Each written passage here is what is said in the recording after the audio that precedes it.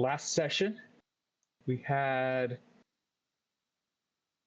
many advances made in the mystery of the missing tiefling student, Velas Saran. Together, the group investigated the three people who he spoke to the day before his disappearance. They spoke with his girlfriend, Kiera Voss. They spoke with his school rival, Arvin Solmar. And they spoke with his teacher, Tanner Vell. All three were as helpful as can be expected when they don't know who you're investigating. They don't know you're investigating. But the big lead happened when Talon and Edmar investigated the location of Vila Saran's disappearance, where they discovered that however he had disappeared was by use of both magic and technology. A combination very taboo in this world. To our knowledge, the only individual trying to combine the two is Talon Veer himself. That evening, they attended a warehouse concert for the controversial band Blaze and the Dragonborn, which Talon had been tasked to investigate by his father, Archmage Darethvir of Civitas Arcana Magna. Right as the concert ended, the lights went out and police sirens were heard. At the same time, Noldea did not attend the concert with her comrades, but instead chose to follow Kiera Voss as she left the tech building to meet with a mysterious individual about Velith's disappearance. When confronted, Noldea discovered that the individual Kiera was meeting with was an individual known as the Fox, who was the one who had sent Noldea to find Velith in the first place. The Fox vanished, and that is where we left our players. City's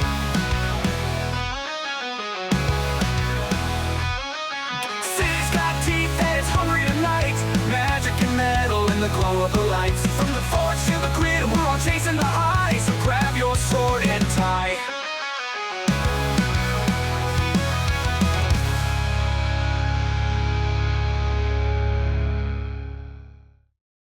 We're going back 3 months to visit Corvus on the day of his initiation. Corvus, what's going through Corvus's head while he's preparing to go before his potential mentors?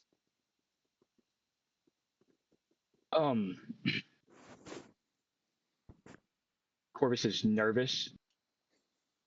He knows that there's a high likelihood that no mentors will choose him as an apprentice.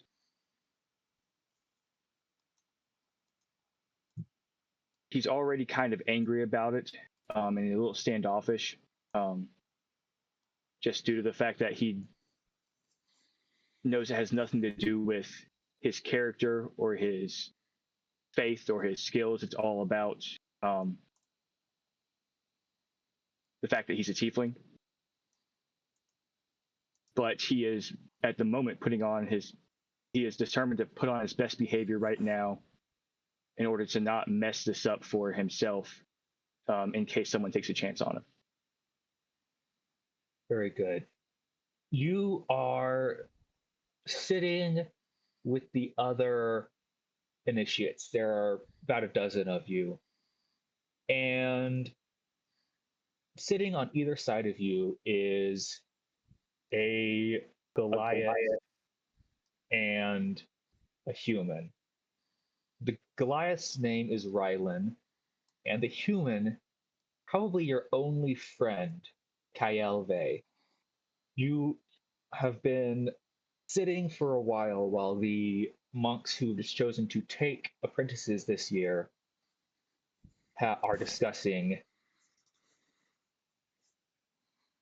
their options. Rylan turns to you and says, I don't know why you're even here. You know none of them will pick you, right?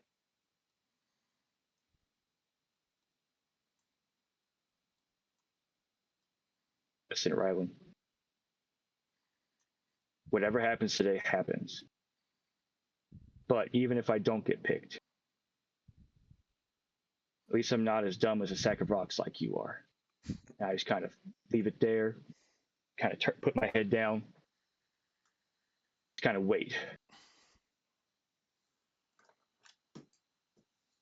He just laughs. Yeah, because that's gonna matter. The only tiefling to ever be accepted. Well, we all know what he did. He's the reason we're all orphaned.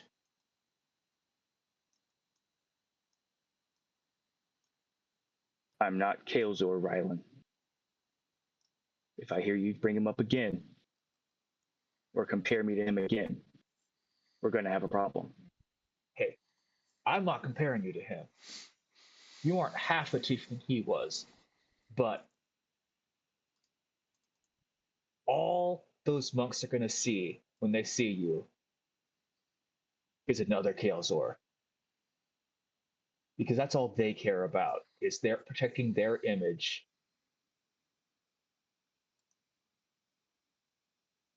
I'm sorry, Rylan. What qualifies you to be here? You might be a physical giant, but mentally you're as small as a mouse.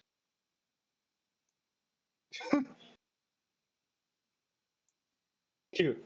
You've never been able to beat me in sparring, so you're resorting to words. He punches you in the face. I take the blow on my chin. Yes. Because as everybody knows, when you win in an argument, you result to violence. Yeah, it's worked for me so far. Well, we'll see how it works for you going forward. And the head monk comes out, and he just says, Ryland Thorn, it is time for your evaluation. He just sort of looks at you, smirks, and leaves to be evaluated. After he leaves, Kyle turns to you and says,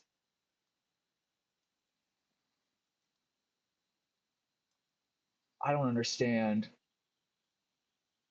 how you're able to take that as well as you do. You get used to it after a while, Kyle. Yes, but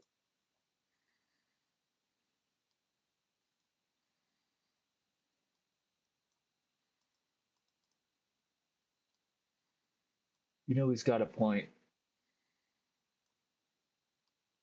I know. And it's not your fault, but so many of these monks just see your horns and they don't know your character like I do and like they should. Yeah. Yeah. My jaw is clenched, but I'm trying to breathe deep and remain calm. And he just puts his hand on your shoulder and says, you are the most qualified out of all of us.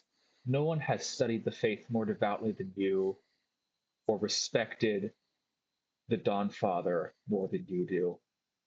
And if they can't see that, well, shame on them.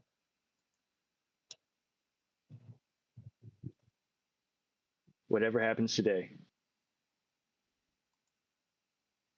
I'm sure there's a purpose in it.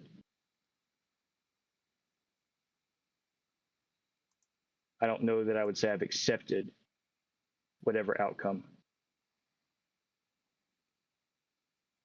but there's nothing I can do to change it, change their decision once they've made it, or change who I am or what I am.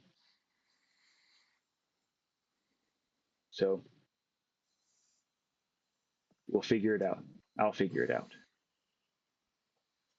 And if I'm faithful, his light will shine upon me. Absolutely. The head monk comes out again, calls for Kyle, and Kyle goes in, leaving just you alone.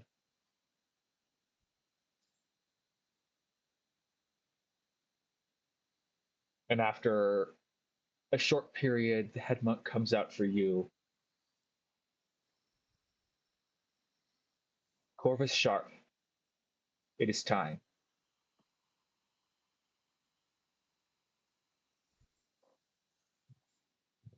Yes, sir. I follow. He shakes your hand firmly and says, "Good luck.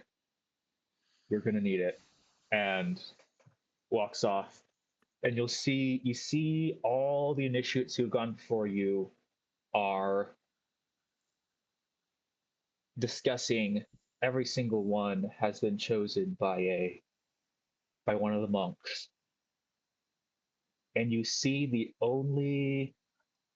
one sole monk stands stands in front of you, Theodos Vey, apprentice of Guy John Quinn. Theodos looks at you. Corvus Sharp. Sir.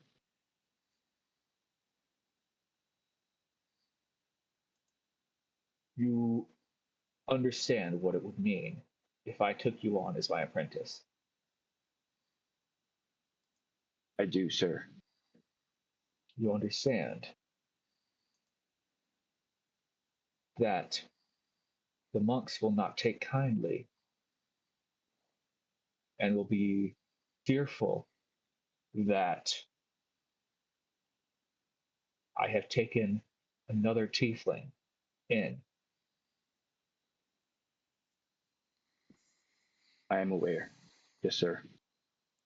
And if I should take you on as my apprentice, do you vow that you will uphold the Dawnfather's light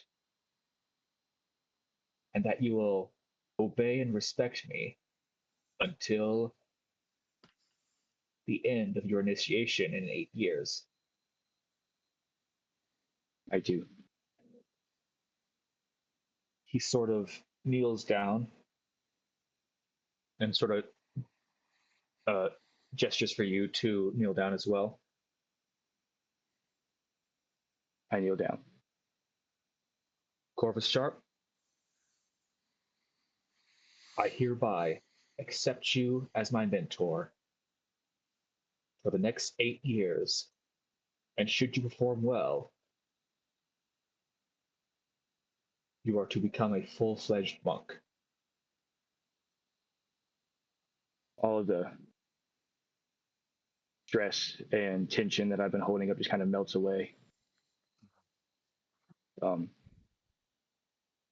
do my best to keep from crying, but a single tear slides down my cheek. I wipe it away as quickly as I can so that nobody else sees. But I am pretty clearly trembling, just from the amount of tension that I've been holding and the relief that comes from finally feeling like I have a chance to be more than just another tiefling orphan.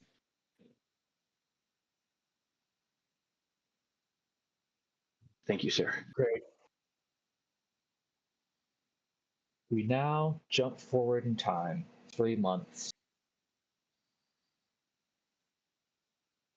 to Noldea alone with Kiera on the roof. The fox has just revealed herself said, Nildea, I believe you are needed at the warehouse, and then rushed off.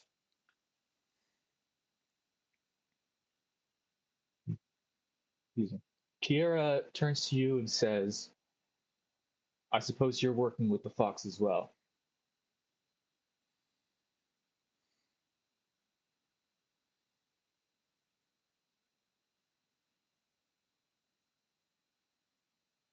I can understand how it might appear that way.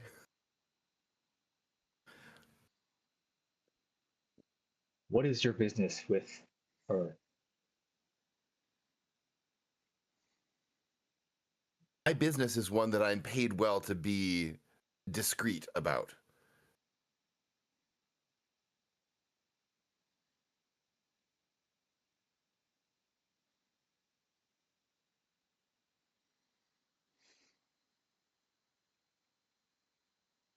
She just nods, says, I do not know what I can reveal to you.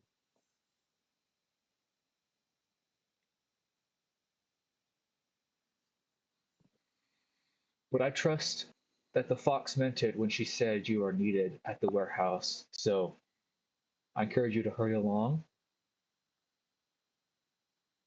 and I will consult with the fox and then tell you what I can. And she starts to walk towards the stairs that you came up from. Is there a faster way off the roof? I mean, you could jump, but it's like 5 stories. Well, I mean, yes, but like a workable, faster way that would, you know, There are buildings around that are at the same level. with like a decent acrobatics check. You might be able to parkour your way across. Okay. Yeah, I'm gonna, because I need to get to the warehouse fast. How far away is the warehouse from where we are currently? Oof. Let me think. So I'd say you are about 3 or 4 miles. Whoa. Okay. So it'll be a walk if you're gonna get there. Yeah. All right. Well. Okay. So it's not gonna be like a running across the rooftops, you know, to get there kind of situation.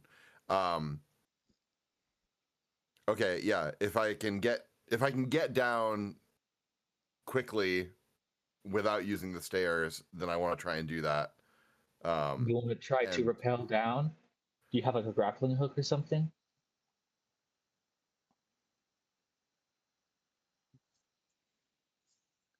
Not that's explicitly in my inventory at the moment. Do you have rope? I mean, like I said, not that. Because Drop character sheet. Not that I explicitly have on my sheet, but if we kind of like most characters start with 50 feet of rope. Yeah.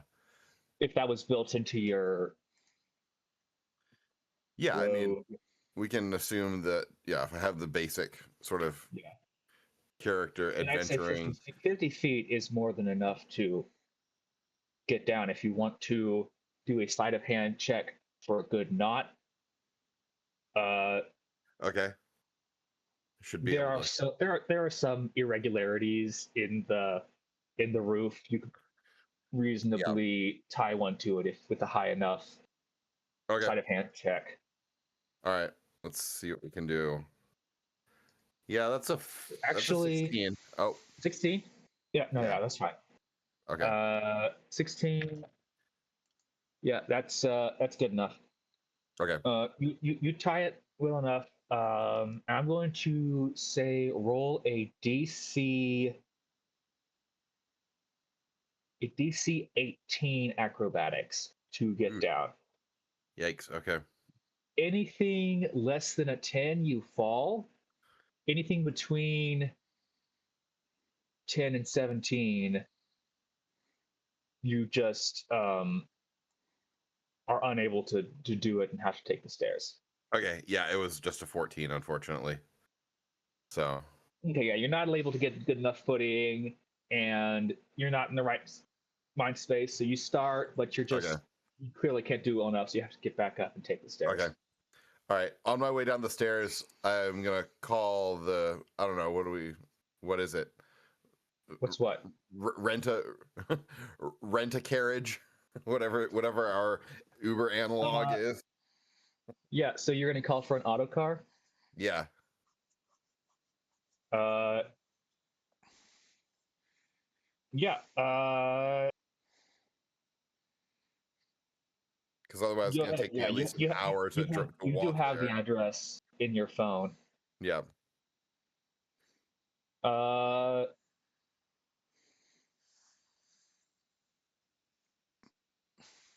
yeah. The nearest auto car taxi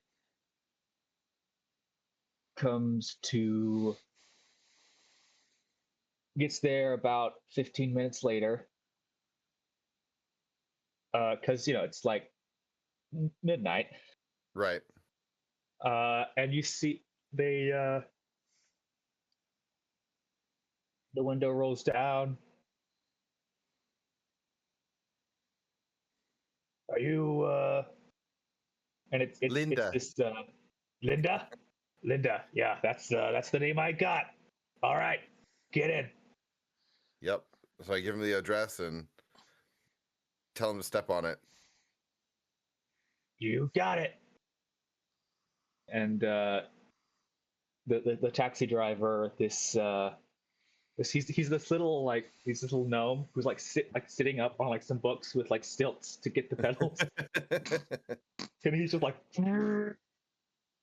and he gets you there in about like a couple minutes. Says, all right, that'll be 2 marks. Okay. So I just, I don't know if we use if we have the coins or pay through the app probably. But oh, sorry. I imagine I would have actually asked him to drop me off like one building over so I could try to approach unseen. Okay, yeah. So you get about one building over, and you hear all these sirens going Yeah. off, and he's just like, "Are you're not going there, are you?"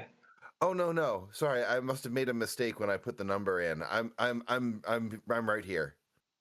Yeah, no, that You looks sure? like a bad scene. I wouldn't want to be anywhere close to that. Make a deception.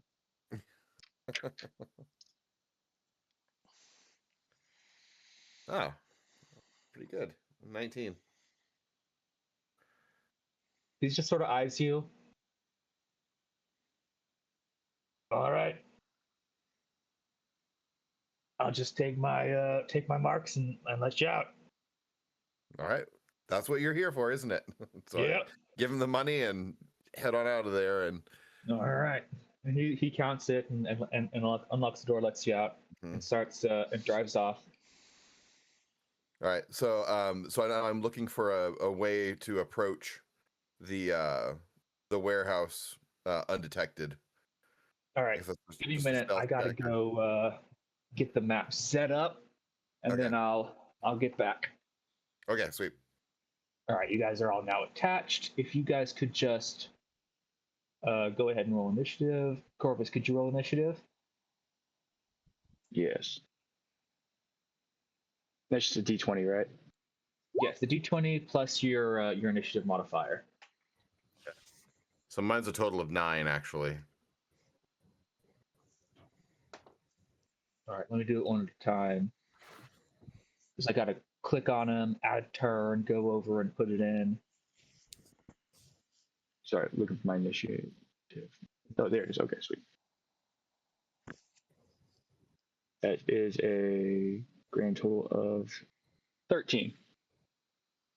And then Moldea is at 9. Edmar, what's your initiative? Mine is 7. Dang. There's a lot of people going before you guys. All right. Talon, go ahead and 11.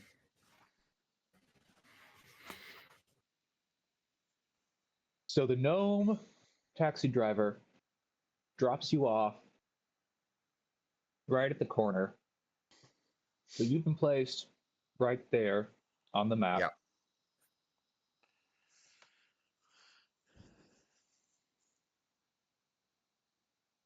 Okay, so do I see any doors where I am? You just see walls. Okay. No immediate ins. You know what? Make a perception check. Yeah. Okay. 16. Yeah. There are no visible entrances. There aren't even windows. Okay.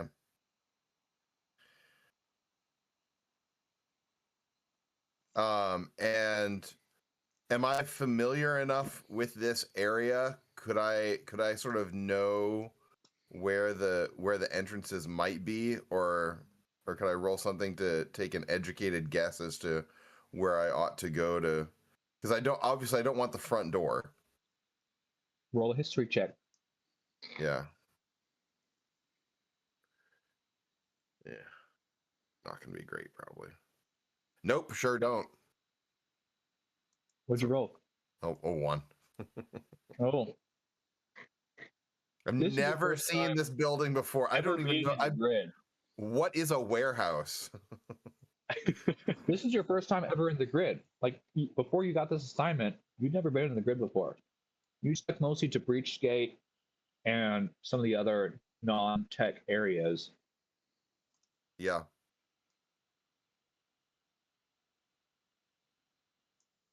Okay. Okay. Now- So then, but I'm not. Are we in initiative already? We're in initiative order already, so you got plopped Okay. here Yeah. I don't get to. right around I don't the get same to do time anything now. as. Yeah. So like I'm giving you some like basically an extra like surveillance, but you can't move or do anything yet. Yeah. We'll probably be taking a lot of dash actions to look around. Yeah. For a little while, I definitely will. It actually, give me a second. Okay, no, never mind.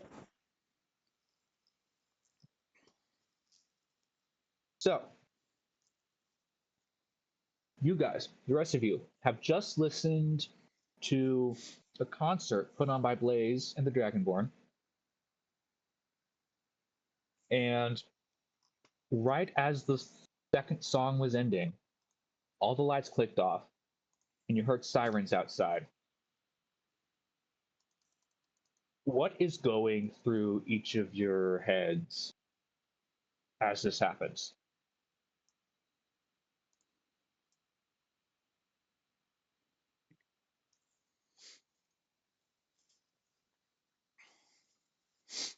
Edmar would probably be looking around, trying to figure out what's going on, like if the sirens are coming towards them, if they did something wrong, or just kind of getting a read on the people around him to see if it's something he should be worried about or not. Yeah, go ahead and make an insight or perception.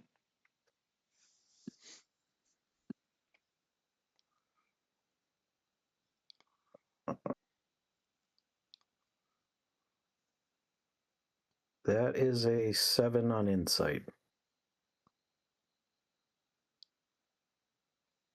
If you're new to this area, you don't know what's normal. Anyone else got any thoughts they want to share or anything before the initiative order starts? I am immediately looking to see if there's anything going on that would have caused the police to come, like so any like shady figures or any like crimes or being committed, something that would have been a reason for the police coming. Yeah, make a perception or insight check. Nat 20. Which one are you doing?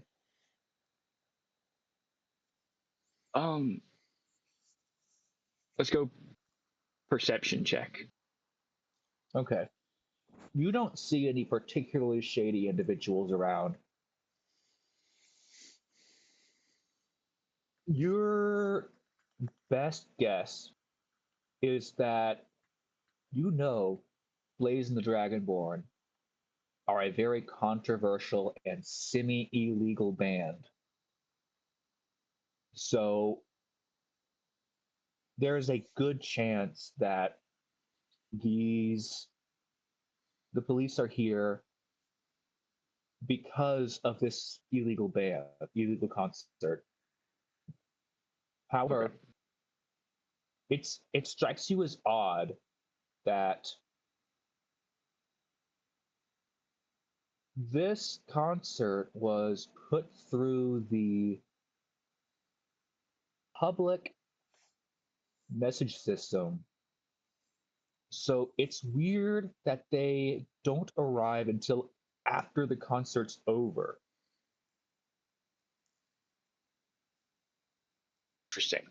Interesting. Okay. Anything Talon is thinking or wanting to check out before the action starts? I think Talon's kind of freaked out right now. Talon's never been in a situation like this, so um, he's a little bit out of his element right now. A little bit shell shocked at what's going on. I don't think he can really do anything other than just start looking for a way out.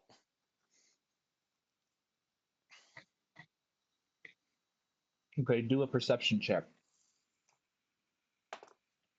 Nat 20.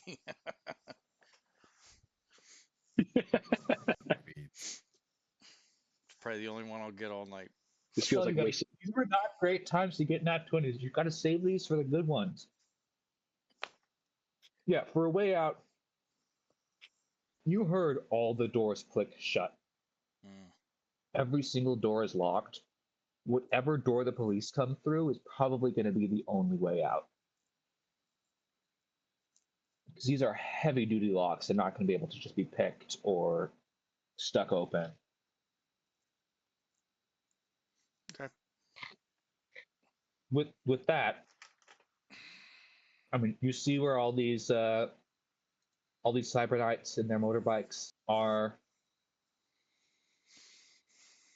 located here on the left. So that door flies open. This larger cyber knight. Oh, I gotta switch to select. This larger cyber knight walks in.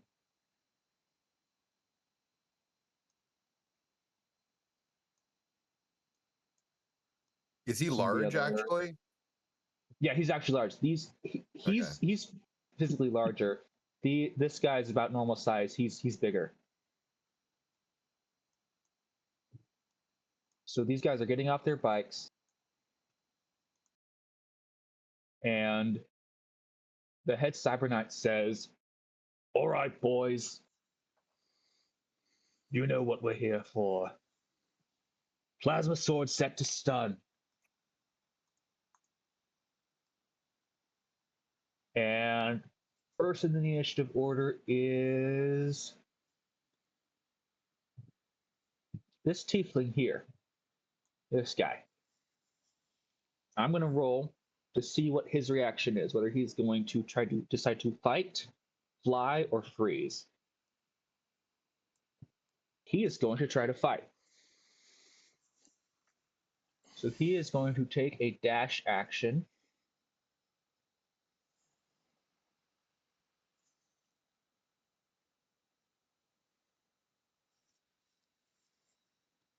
To get right here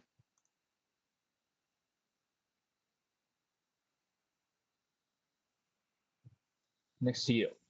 Edmar. And so next in the order, where is he? There he is. This guy. I've already pre-decided this guy's planning on fighting, so he's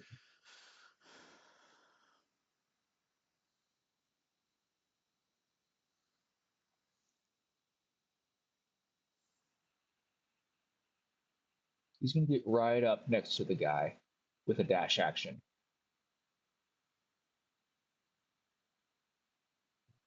And he's going to say,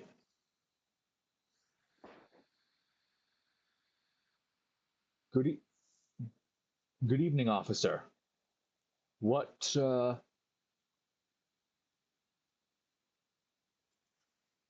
do not believe we are doing anything illegal here. The officer just turns, looks at him. I'm going to say what he does on his turn. Now it is this Cyber Knight's turn back here. Okay. She's right by the door, so she can get in.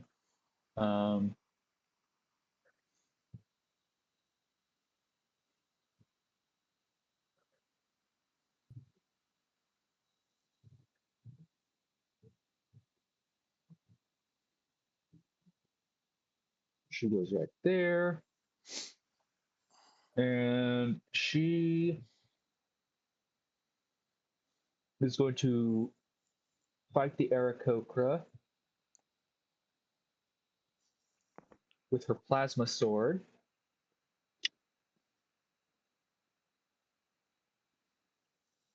A 14 to hit.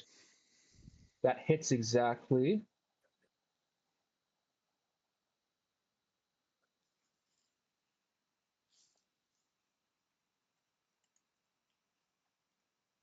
Which is going to be a d6 lightning energy, lightning damage, plus 3. So that's 7 damage to this Aarakocra here.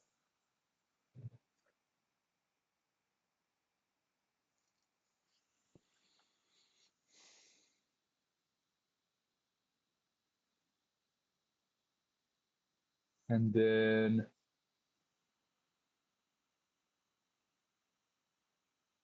next up is this guy, who is, he's going to stay right where he is.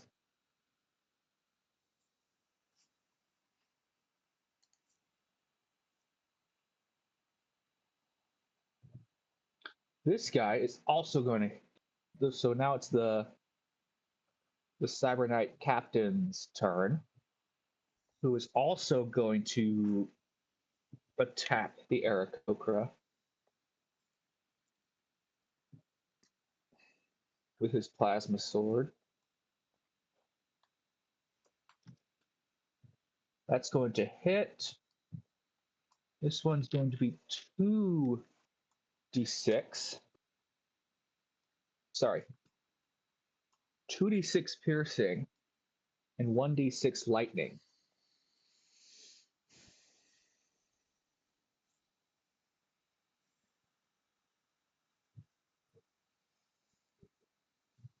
That's all.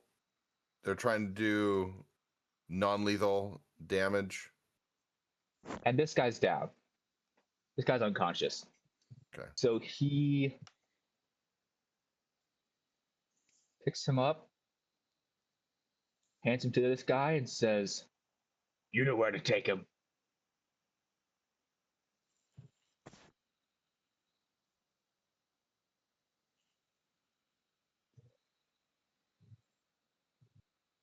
So this guy, where is he? Was initially not going to do anything. Let me see if he changes his mind after seeing. No, he's still going to run away.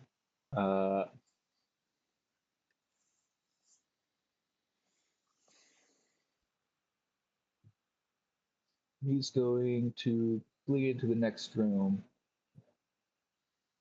Then this guy, he's also going to fight. He's going to take a dash action to get right there.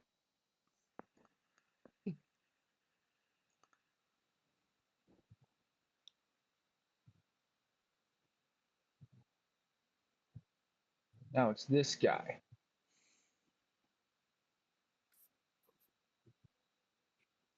Whoop. What was that? He is also going to fight.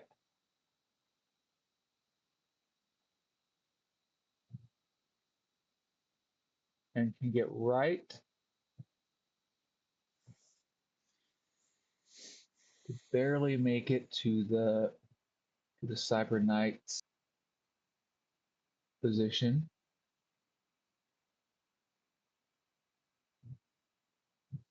He's not even going to say anything. He's just going to attack with his. Actually, I totally forgot he has a pistol. So he goes back to where he is and just fires with the pistol because that's right in range. He will move this way to get a better shot.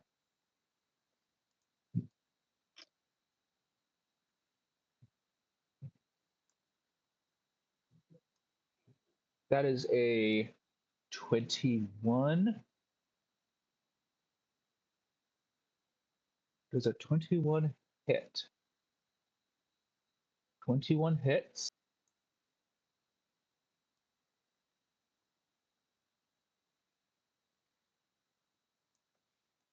So I'm going to roll damage for this guy, which is a d6 lightning damage. Well, this guy takes 1 damage. Better than nothing. So this guy, again, all the Aarakocras were going to flee, but I'm going to see how they. Yeah, he's going to attack. So, what's this guy's flying speed? I'm going to use that to. Yeah. So he is going to fly.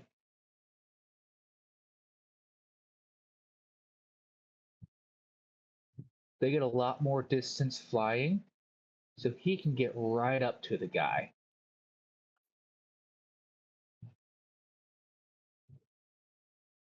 And I will just roll an attack.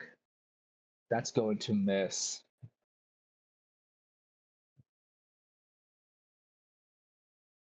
And this one, she's going to fight, so she'll take a dash action.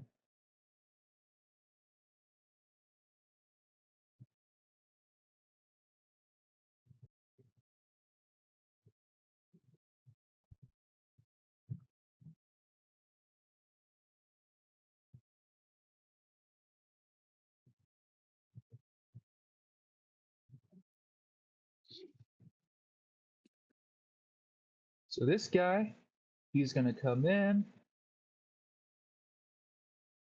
That's right about where he needs to be. And he's just going to hold the line there.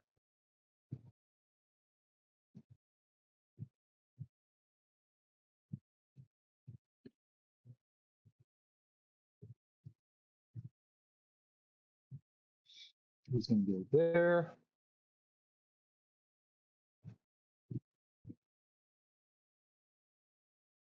He's going to go there and attack this guy.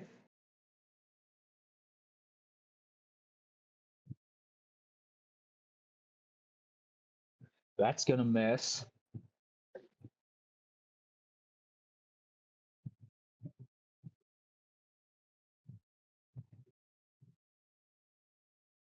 This guy's going to flee. And we need to count. He can get in here.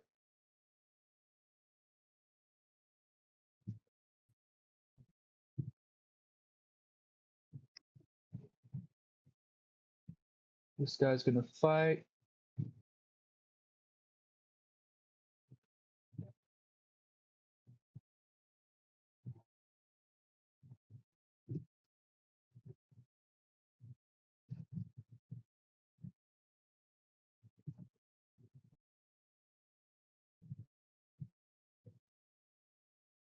This guy, he's gonna fight.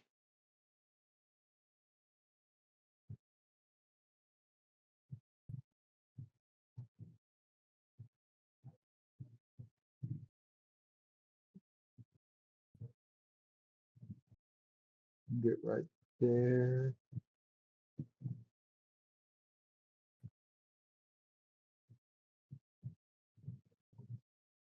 Oh, now it's this guy's turn.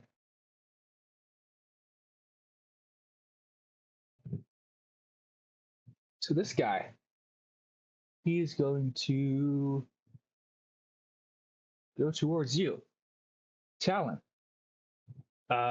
do you remember Puck Robin? Yeah. Well, Puck Robin appears in front of you. You can see the fear on his face. He says, Talon, they can't know I was here. If your father found out, he'd kill me.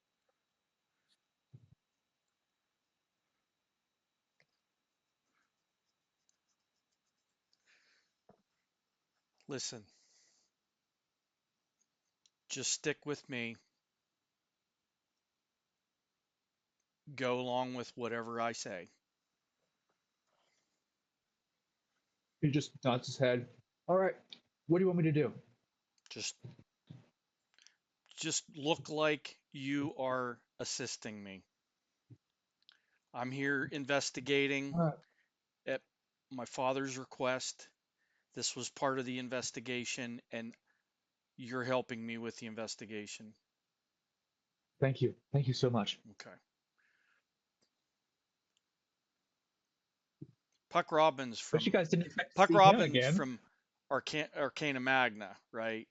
Not the Right. grid. He's the messenger boy. He's the fairy At messenger boy. Arcana Magna though, not at the Right. grid. Mhm. Okay, okay. Yeah, he's just the Arcana Magna That's messenger what I boy. thought. That's what I thought. But if he was from the grid, then my whole story falls apart. They're gonna flee.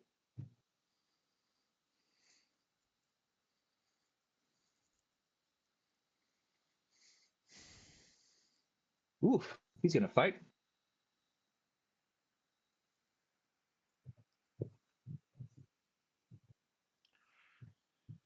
Getting right here next to Lunaros.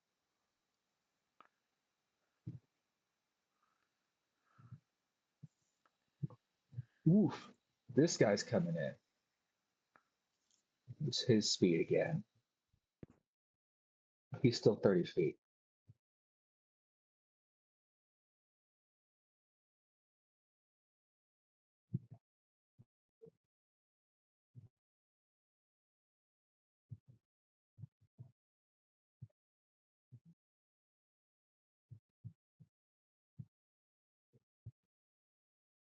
He's gonna go here.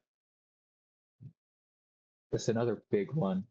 And he is going to just bonk this guy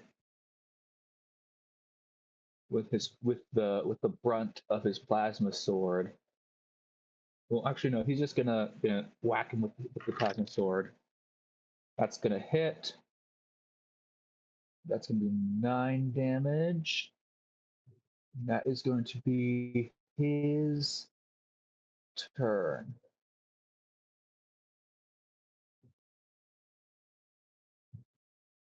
So this one, she's going to fire at the captain with her plasma rifle. That's a nat 1. A lot of good you are, souped up dwarf. This one is he going to say or go? Where'd you go? Oh, there you are. He is going to flee.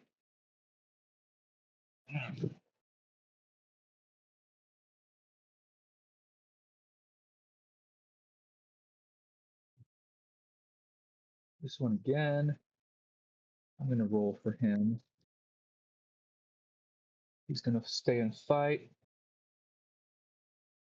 With dash, he gets 100 feet, putting him right there. Because Aarakocras get flight pretty far. This guy, he's going to flee.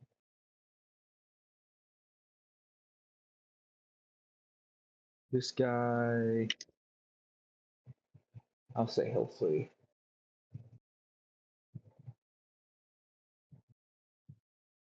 This one, she is going to fight.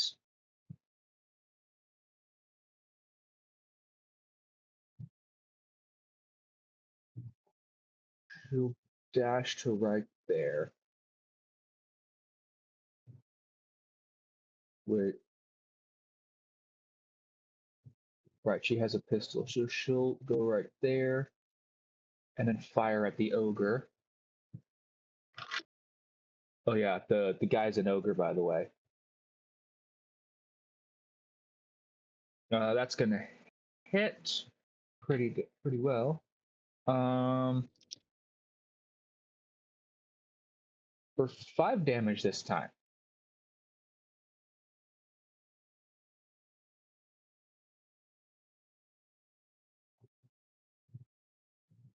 There's this Aarakocra who. Yeah, I built a lot of NPCs to help you guys, but it's a lot of movement. He's gonna run.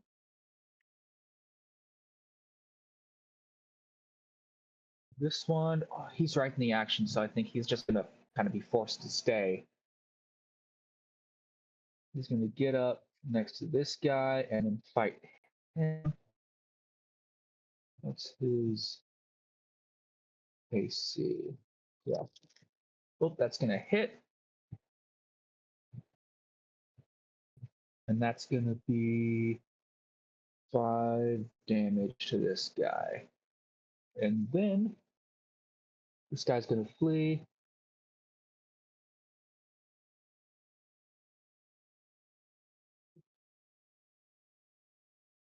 This guy's also gonna flee to up there. No, actually, he'll just go in with the rest of them.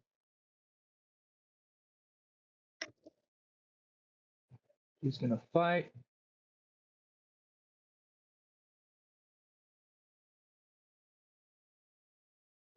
So right there.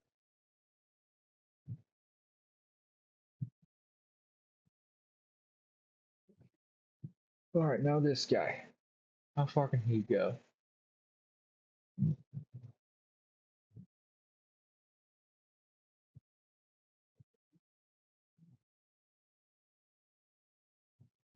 Oh, no, you're supposed to go there. There you go.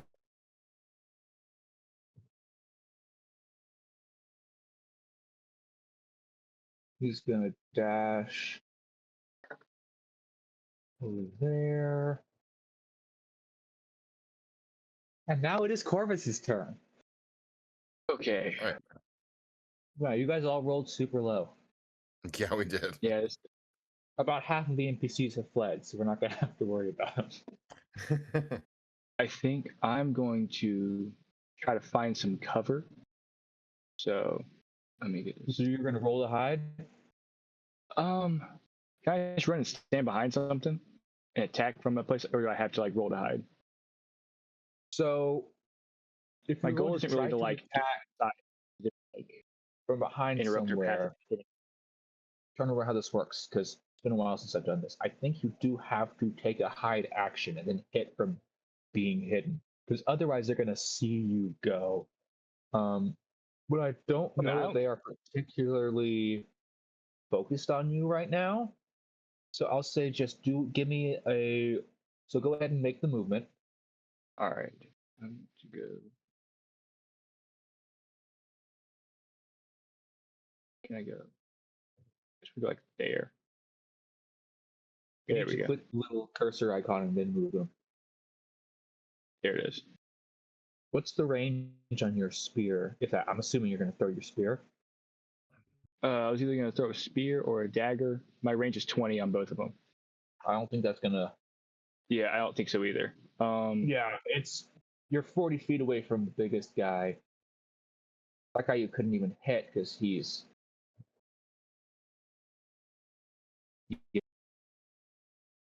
Even this guy's 30, 35 feet. So if you wanted, you could take a dash action and So I got with your depending on and you can use your stealth your hide as a bonus action because they're not paying attention to you. So I don't think you can hide as a bonus action because that's actually like a special ability that only like rogues Normally can do. no, but I'm saying because it's dark and nobody's looking for you right now, Oh, I'm allowing okay. it for this case. Yeah, normally you couldn't. Okay. Yeah, you're right. Yeah. All right. Mm-hmm. um So if you wanted to dash into a hide as bonus action for this case, because they're not actively seeking you specifically out, you can find good cover and get there within 60 feet from your original location. I would allow that. okay. So, yeah, so in that case I'll move here. Right, like 45 feet. And I will take hide as my call it bonus action. Yeah, so roll a stealth check.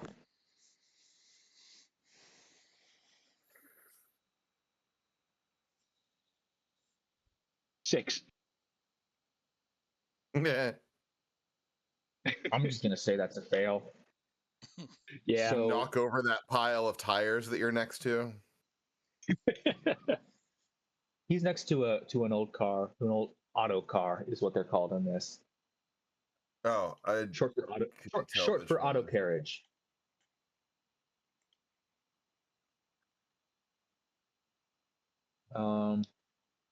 So yeah, you make some noise.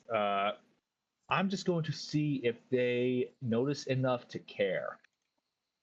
That's a nat 1. That's a 2. Beautiful. That's a 19. Beautiful. I'm gonna Golly. roll for the dwarf as well. Dwarf gets a 3. So this ogre has noticed you. Awesome. Awesome.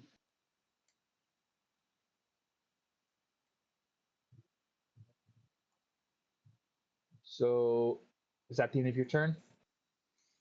That is the end of my turn. All right. So this one, she is going to. What's the range on her rifle?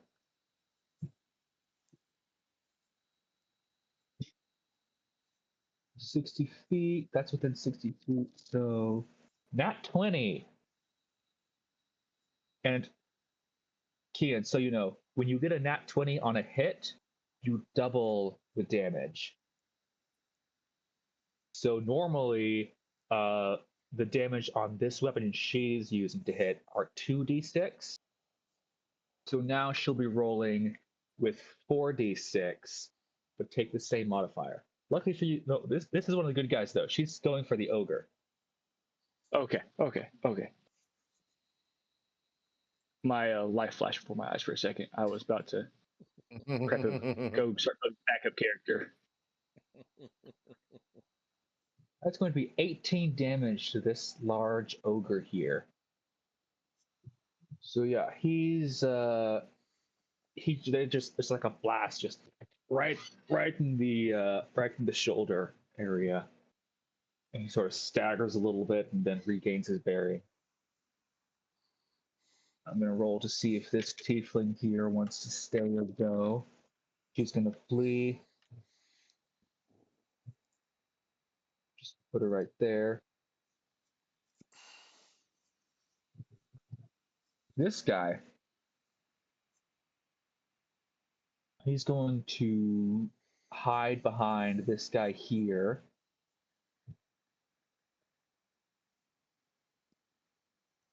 Remind me what the base score, what the base ability for stealth is. Is it dexterity? It is, yeah. Yes. Stealth is a Okay. dex skill. Yeah, that's a natural 18.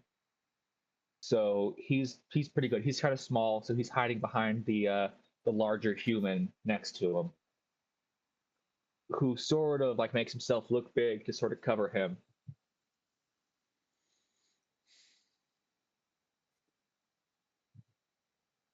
This one, she's going to take the dash action to get up there.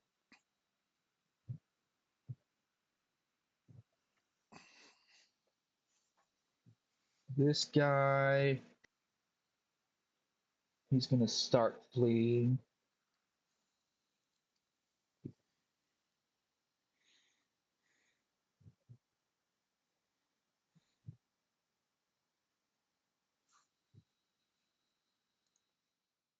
He's only going to make it this far. All right, Talon, it's your turn. All right. Puck Robin's pretty small, right? Yeah. He's about 3 feet tall. All He's right. got little fairy wings.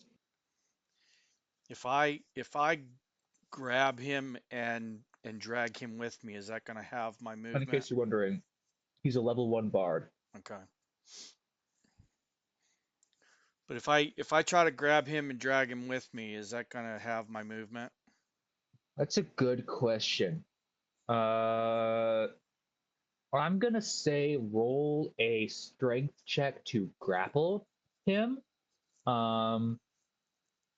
He's automatically gonna fail his check because he's letting you take him, but this is gonna see if you are weighed down or not. Okay. All right. I got an 8. I'm gonna say your speed is halved carrying him. Dang it. I should have just left him. All right. Well, I feel bad for him, so I'm gonna grab him and make for this van here, which I'm only gonna get to right here. And then if you want to, I'll move him. yes, please. I'll just stick him on your spot there. Okay. All right. And then, do I still have my action? Or was that my action to grapple him? Yeah, no, that was so. I'm gonna let you do grappling as a bonus action. Bonus action. Okay. All right. Say Then, that can take less than 10 seconds. Lifting him okay. up, he's pretty light, Okay. especially since he wasn't resisting. Okay. If he was resisting, it would have been an action. All right. And then for my action, Talon's going to reach up and tap a patch that's on like the long coat that he wears. And it's going to activate this this blue like electrical lines that sort of disperse all through the coat, all around the coat, and activate my mage armor. And that'll Nice. be my turn. Sick. Does that give you extra? That gets me to 15 AC. That makes my base AC Yeah, plus 13 2 instead of AC. 10. And then I add my dex, so I'm AC 15 when mage armor's up, and that's 8 hours. Okay. All right. All right. Dang. Mage armor is better than I remember. I'm trying to tech flavor the arcane spells as well, so Yeah, yeah. No, that's sweet. I love it. thank you. I thought mage armor was only a +2 AC. Maybe that's back in 3.5. I haven't played a caster in a long time. Yeah, yeah. I never played 3.5, but in 5e it's a +3. That's awesome. Is it a concentration spell? No, That's sick. yeah. But you can't wear armor, so Right. Yeah, it's yeah. it's just raising your 10 to a 13, and then you can add Mm. dex, or if you have like Right. I think you can stack bracers of defense and other magic items on Right. top of that, but Yeah. not at first level. Yeah. All right. Did she make it to? Oh, good. She can go to the other tall cyber knight.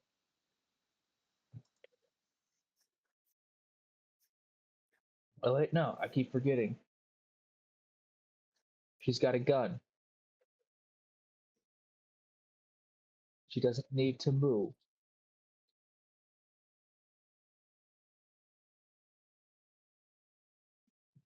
But it is 40 feet. Is she 40 feet away from this guy? Yes. So she's going to roll to hit. That's a nat 1. Womp womp. Now it is Ildea's turn over here in the corner. Hooray! All right. What's she want to do? I guess. Jeez. So I don't have any idea how to get into this place. I'm gonna start heading down the alley here. As I'm going, can I sort of like be scanning the building to see if I can see any way in? Mm, Or is that I'll say you can either do perception as a bonus action or investigation as an action. okay? All right, I'll do perception as a bonus action Okay. so that I can dash.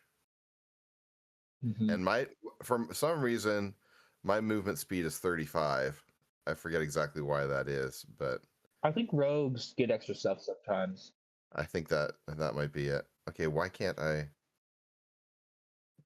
Yeah, is that what it is? Oh yeah, I Okay, remember sweet. my first character was a wood elf and he got 35. Okay, all right. So here's bonus action perception. 16. Where you're at, see that truck next to you? Yeah. Might want to investigate behind that truck. Aha. Okay. We'll do that on my next turn because that's all I can do at the moment. Oh, this guy's gonna fight.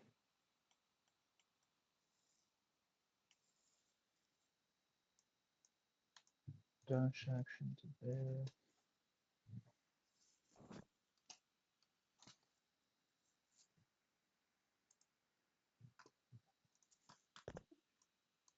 He's gonna flee.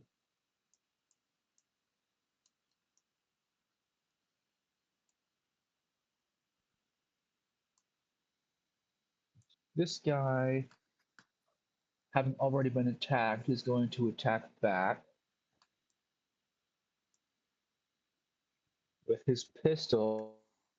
But since it's at short range, he's gonna be rolling with disadvantage. Both are pretty good. What's this guy's AC?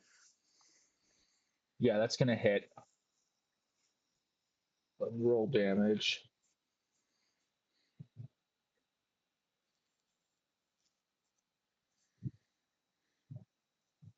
All right, that's a D6 lightning.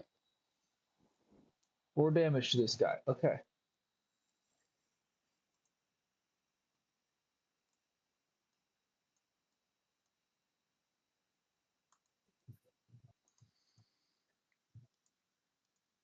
This guy he's gonna flee.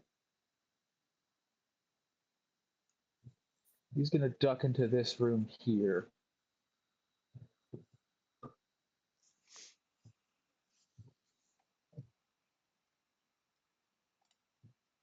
All right, now it's this guy's turn. Let me see if he's gonna notice Corvus or not.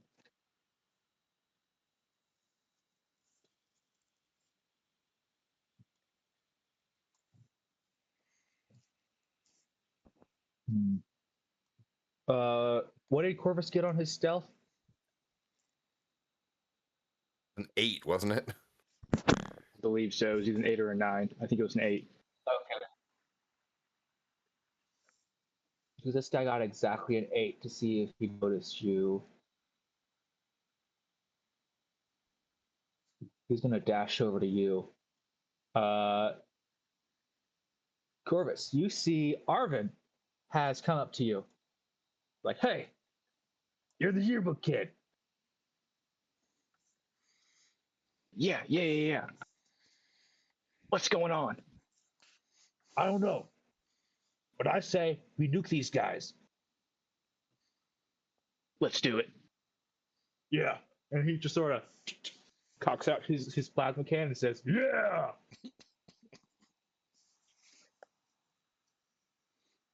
Heck yeah. Take it to the man. Now it's Edmar's turn. Well, Edmar will kind of look and see that Talon and Puck are close to him, and so Yeah, you he come to is within 10 feet. he is going to cast Bless, which allows each creature, up to 3 creatures my choice within range, which is 30 feet, to make an attack roll or saving throw. They can add a d4. Nice. So And remind me, is that a permanent situation or just as long as it's in effect? it's concentration, so as long as I'm concentrating on the spell. So I'll do Okay. I'll do Puck, Talon, and myself as blessed. So you can do self, so you're not going to have to just pick a random bystander to be blessed. Yep. Okay. You lift up your holy symbol.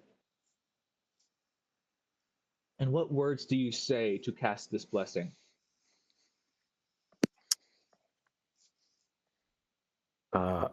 Lunaros, little help, please. It's just like, yeah, okay. Sort of like pulls out, just throws it. That's fantastic. So you three are blessed. Was that an action or a bonus action? That's an action. And do they And have to stay with range to keep the bless? No. Okay. And then I will just move there, and I imagine that Lunaros will move with me. Yeah, you can. You're in control of him for the battle. At least his actions, not his demeanor.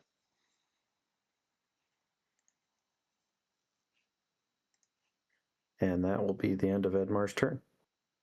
All right. This guy's going to also duck and hide. They're going right there. This guy, he's definitely going to hide.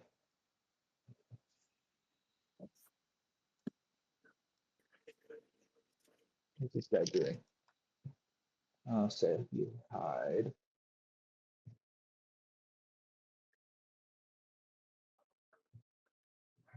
Is this guy going to fight or is he going to hide? He's going to fight.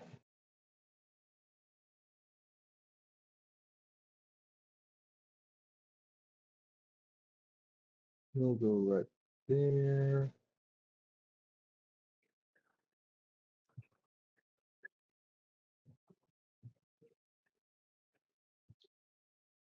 He's gonna pull out his plasma pistol to hit the ogre. That's gonna miss.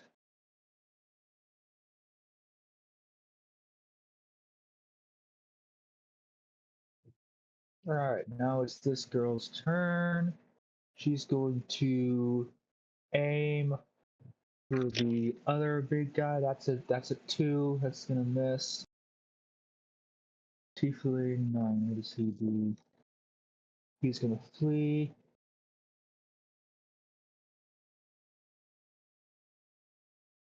He's gonna just pop in there. This guy, he hands his captured Aarakocra off to his comrade. Plops in. Clocks this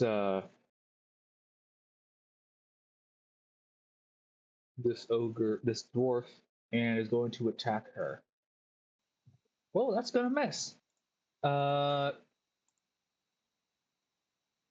Corvus, do a Yes. perception on insight on this guy.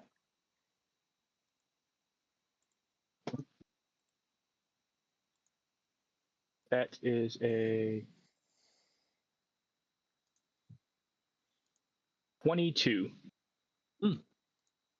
You see this person look directly at you.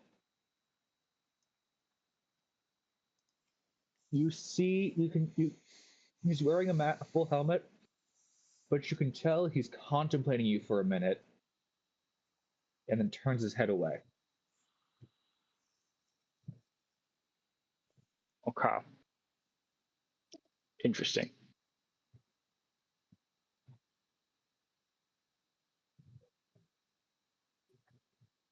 He is going to rush in and hide over here.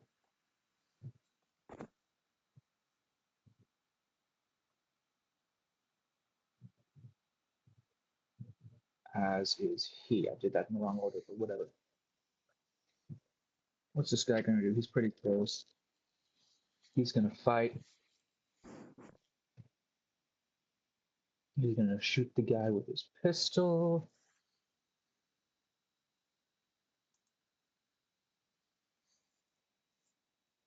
Does that hit? It barely does.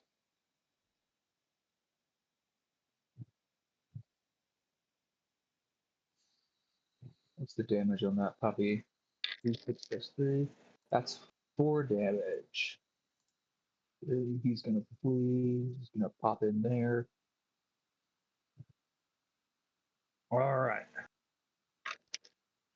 She's going to attack.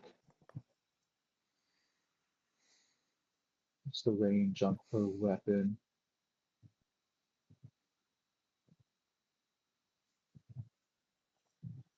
80 feet.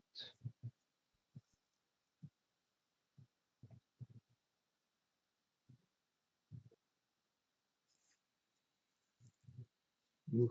So she's not going to be able to do it this round, but she's going to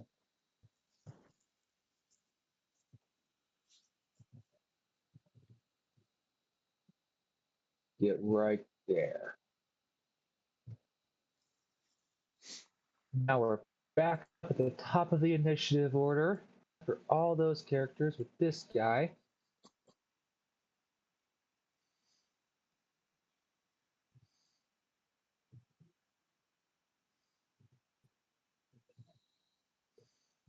He's going to rush over here and try to shoot the ogre. That's going to miss. This guy, he's unconscious. Isn't that me? This one, Did you just move me or my? Oh, I didn't move you. Puck You should still be behind Puck. Puck Robbins on top of my. There you go. Okay, Yeah, because you guys are occupying the same space, got it. and he's a layer above you for All right. some reason. Sorry, my bad. So it looks like it says to Puck Robin. All right. So now this one, she's gonna go for this tiefling here.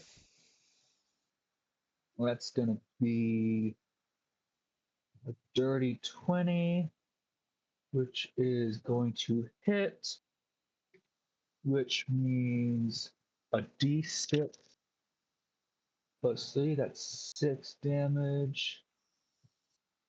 And she is going to do an unarmed strike as a bonus action. That's a nat 20. 34 plus 3. And she just slashes him, hits him with the sword, and then just punches him twice for 10 additional damage. And this tiefling here is looking hurt. Corvus, you go ahead and make a perception or insight check here if he's paying attention to this attack. That is a dirty 20. And I'll go perception. That you haven't been in the grid very long, but that doesn't seem like a normal tech move. Mm-hmm. That looks a lot like something that, like training that you've seen other initiates at the Lathander Monastery use. Okay.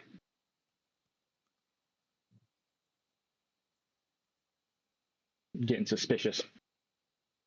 Of what? I'm not sure, but I'm getting suspicious. This guy's got a range of 50 feet. He's going to go for the ogre.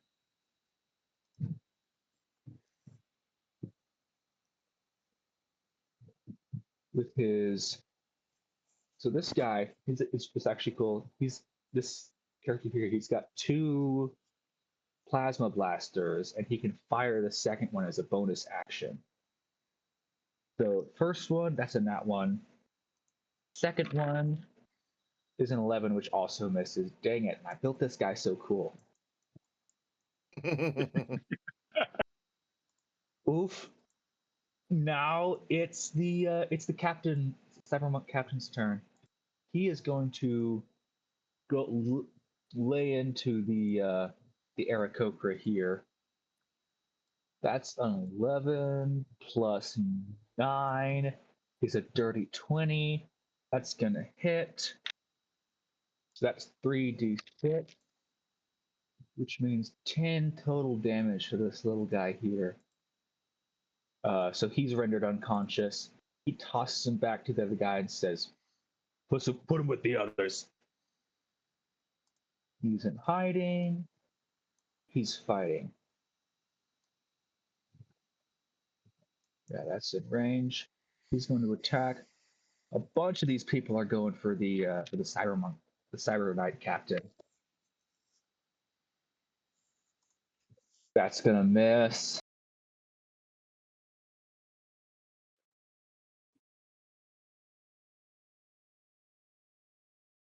This guy going for the tall guy here is gonna hit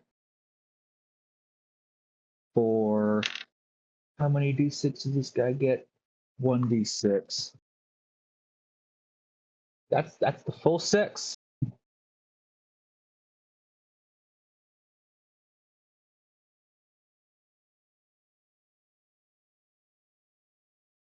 Yeah, this tall guy over here,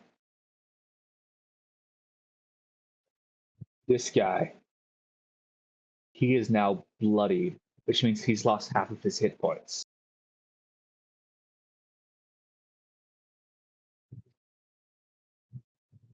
He's been taken. She's still moving. Let me move her a little further. She's gonna get here so she can get in range. Take the dash action. This one, he's gonna go for the tiefling here with his plasma sword.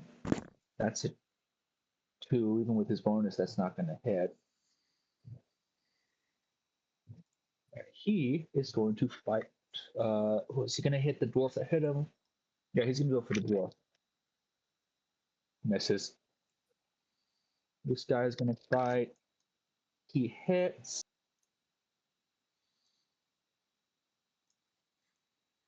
Which is 1d6 plus 3. That's the full 9.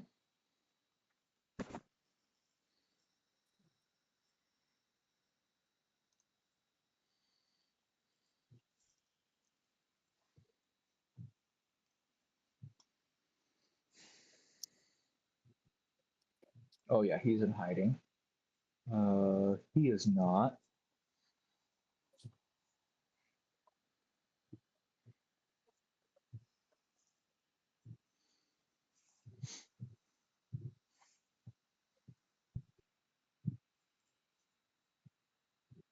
He's gonna shoot at the ogre. That's gonna miss. He's gonna shoot at the ogre. That's also gonna miss. So now it's Puck's turn, and he looks up at you again and says, "What? You want me to stay here, or do you want me to do anything?" Get behind the van. And I gestured to the van, the back of the van Like I was here heading towards. or there? Right there. Yeah. There. Yep. Okay. That guy's in hiding.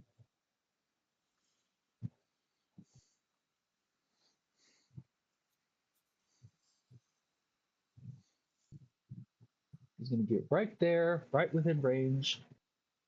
Like this one here and fight him. That's gonna hit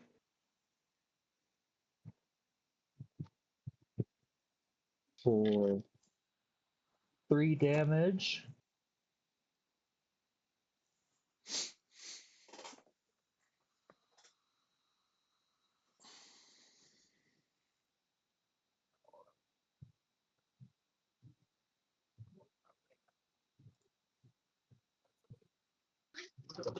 Yeesh.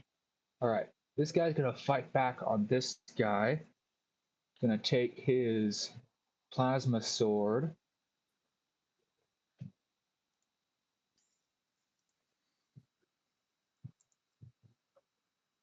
And it's gonna miss. She's gonna shoot. Oh. If she shoots this guy, she gets disadvantage, but she's right there. She's gonna shoot him with disadvantage. A nat 20 and a 15. That's pretty dang good.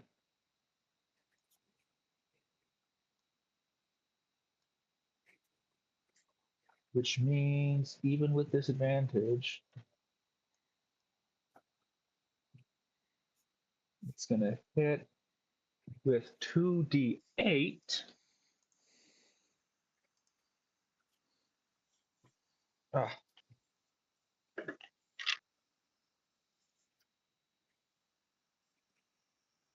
that's for a total of 10 damage to this guy.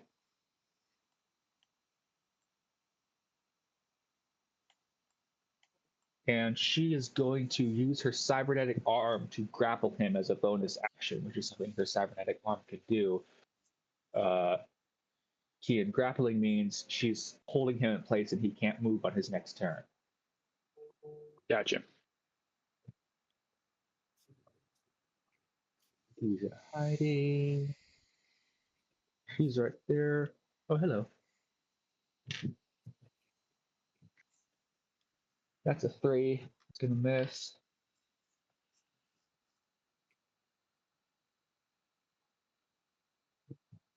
Hiding. Hiding. She's not. She's gonna aim for the Captain. Ooh, that's a 19, which is going to hit for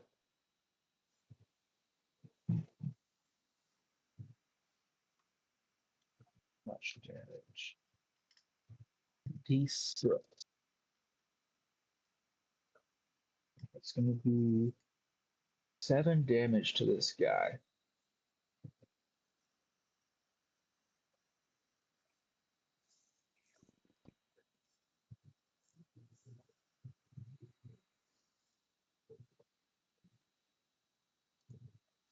That guy's in hiding.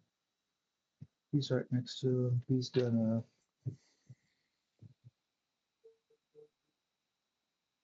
That's gonna miss.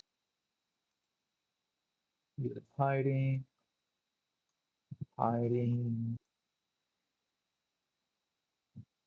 He's in fire. That's a nat 1. He's gonna go after this guy here. That's gonna miss. He's holding on to his unconscious. All right, Corvus, it is your turn again. Sweet. And I just want to make sure that I'm correct in this. The guy, the funny man who keeps looking at me, making all the funny faces, and uses the funny magic. Is that the one standing on the hood of this car with the large blower in the engine? Black one I'm in front of. So this guy that I'm moving right now, he was fighting in a way that seemed very monk-like. Yes, that's what he hit the guy and then did two fist strikes as a bonus action, which is only a thing that monks can do. This guy, he, after attacking a person, looked right at you, thought for a second, and then looked away. Same guy. No, 2 different guys. So this guy looked at you funny. This guy was fighting like I can't see which guy. I'm moving these 2 guys back. So this guy on the hood, you see me moving him back and forth?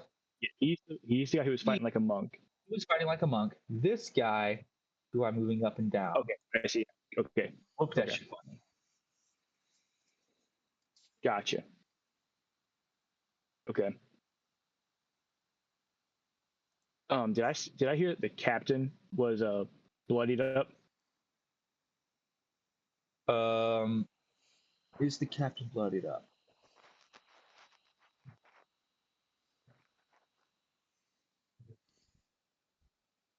No, the captain is not bloodied. This tall guy over here, he's bloody. Here it is. Okay. Okay.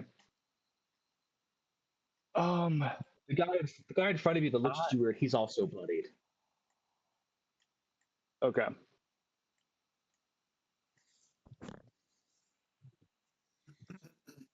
I think I am going to throw my spear at the guy who looked at me funny. Okay. Roll attack.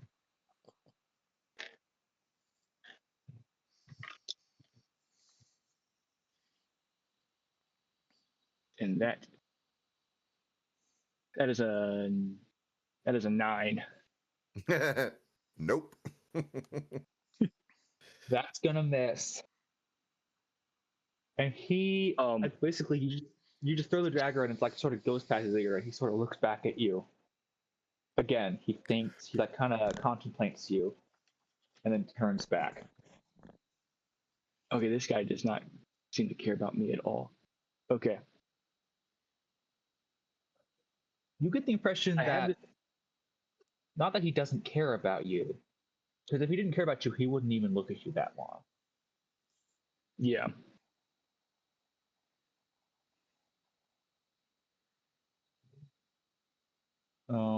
She's gonna fight. That's gonna hit. I have this.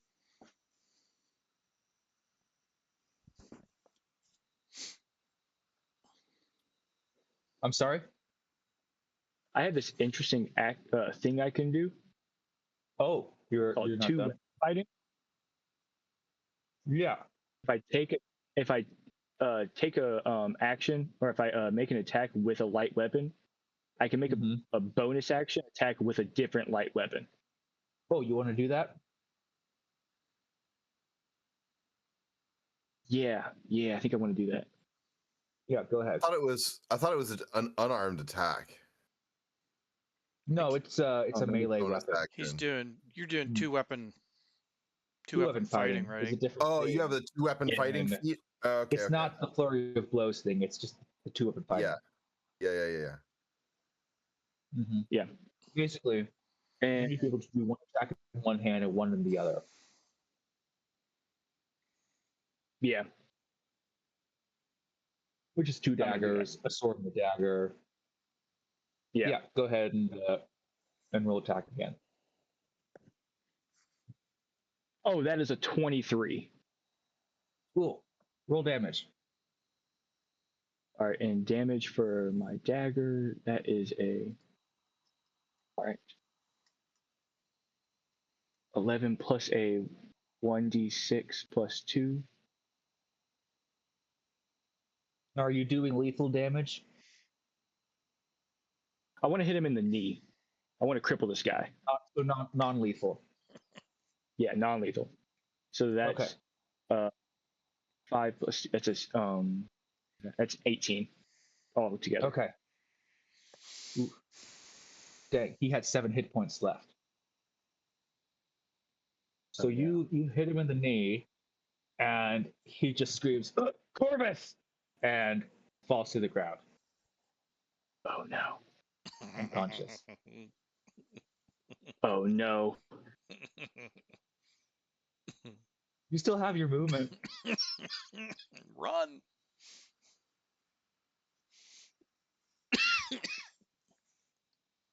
Oh no, what do I do?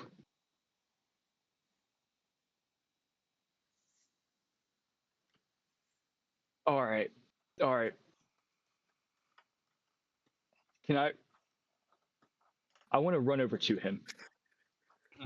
Yeah, you can go ahead. It's just 5 feet. You just move to the space next to him. All right. Sweet. No. What do you do?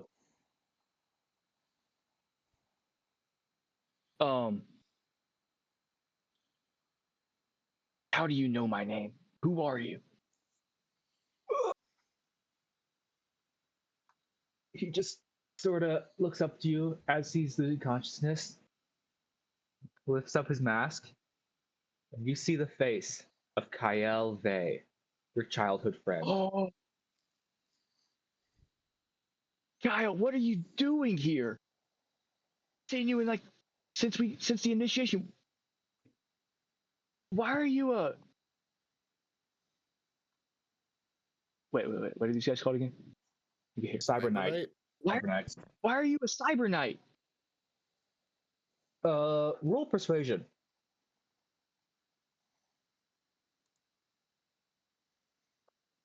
That is a nat 20. Yeah. Ooh. Perfect. He just Perfect timing.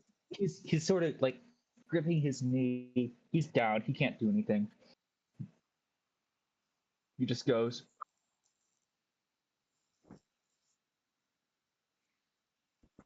we were told to infiltrate this warehouse and take as much tech as we could, disguise ourselves as cyber knights. I didn't know you would be here. I'm sorry. Wait. Are all of you monks? He sort of nods his head and then loses consciousness.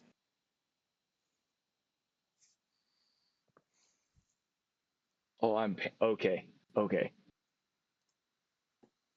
All right, I'll end my turn in confusion, in panic. All right. Now this person has hit, and it's going to roll damage. Awesome.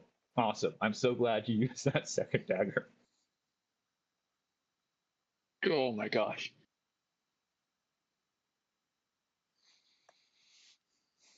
Oh, all right. She gets. All right. She uses D8.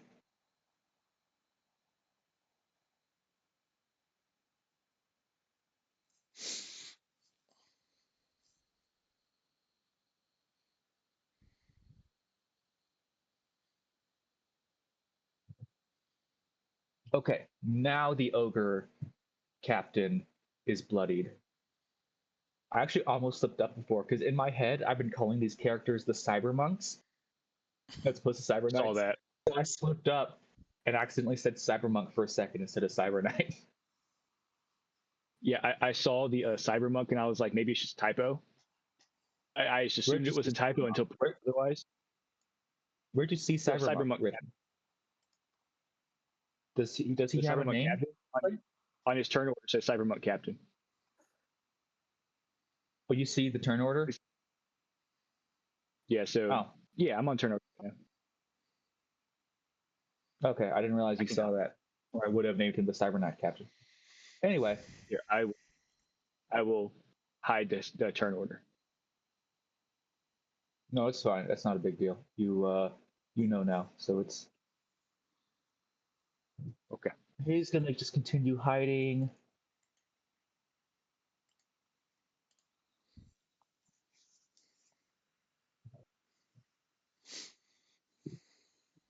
He's gonna rush here because he's noticed all this commotion. Look at you.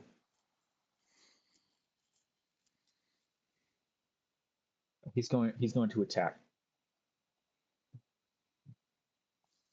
Oh no.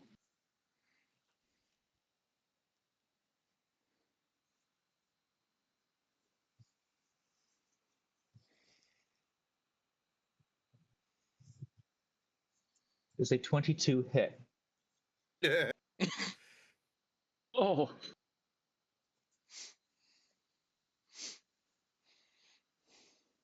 So do I do anything?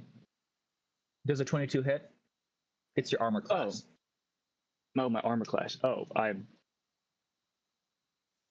Yes, it does. 100%. The answer Level is one. always None Yeah, of the little thing at in level the top one. corner The that answer is says always HP. yes. yeah, yeah. My armor class is a 13. Yes, it hits. Okay. Okay. So that's you take 5 damage. Oh, great. Wonderful. Wonderful. They called me wonderful. Yeah, so now you're bloody. That's And as a bonus, he is going to use his key points uh-oh. to do a flurry of blows. To do a stunning strike, I mean. Yeah, sorry. Flurry of blows.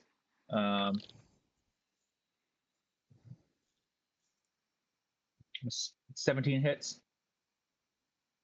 I mean, my armor class is 13. Yeah, it definitely hits.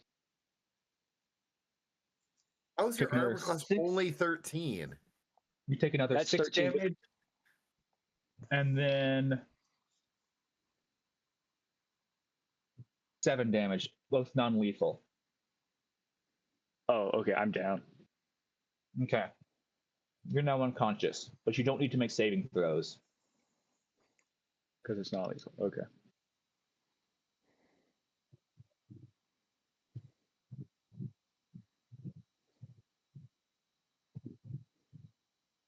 And he sort of picks you up and grapples you.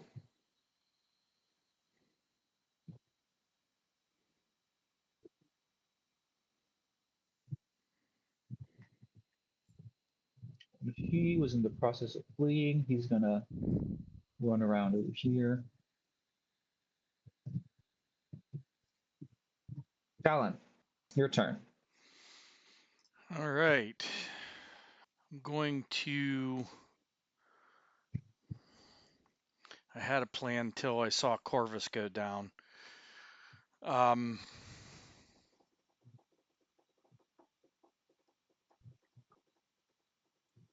Now, he is next to Arvin, so Arvin may be able to All right. protect him. Arvin's level 8, so Okay. he's higher level than anybody here. Okay. So Talon was trying to get cover behind the van, trying to hide, but he as he's running and he looks, he sees Corvus go down, and even though he barely knows him, um, just sort of this protective instinct in him, he just stops and pulls out his tablet and starts making gestures on the tablet. And it's less like swiping and typing and more of almost like arcane somatic gestures. And then Mm-hmm. casts Arc Spark at this.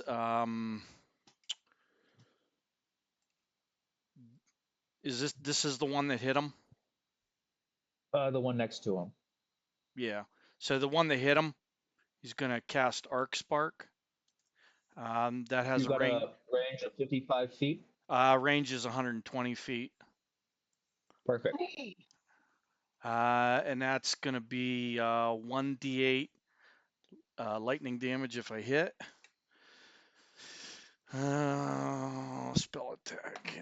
25. Does 25 hit? 25 is going to hit. Yeah. Okay.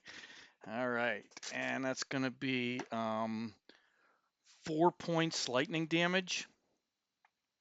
And the next attack made against that one is with advantage.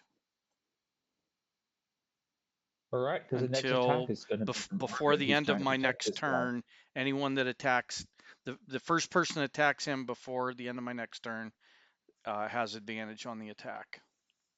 Mm-hmm. And then I'm gonna use my movement to continue on. Nope, that's not. And get over here behind the van.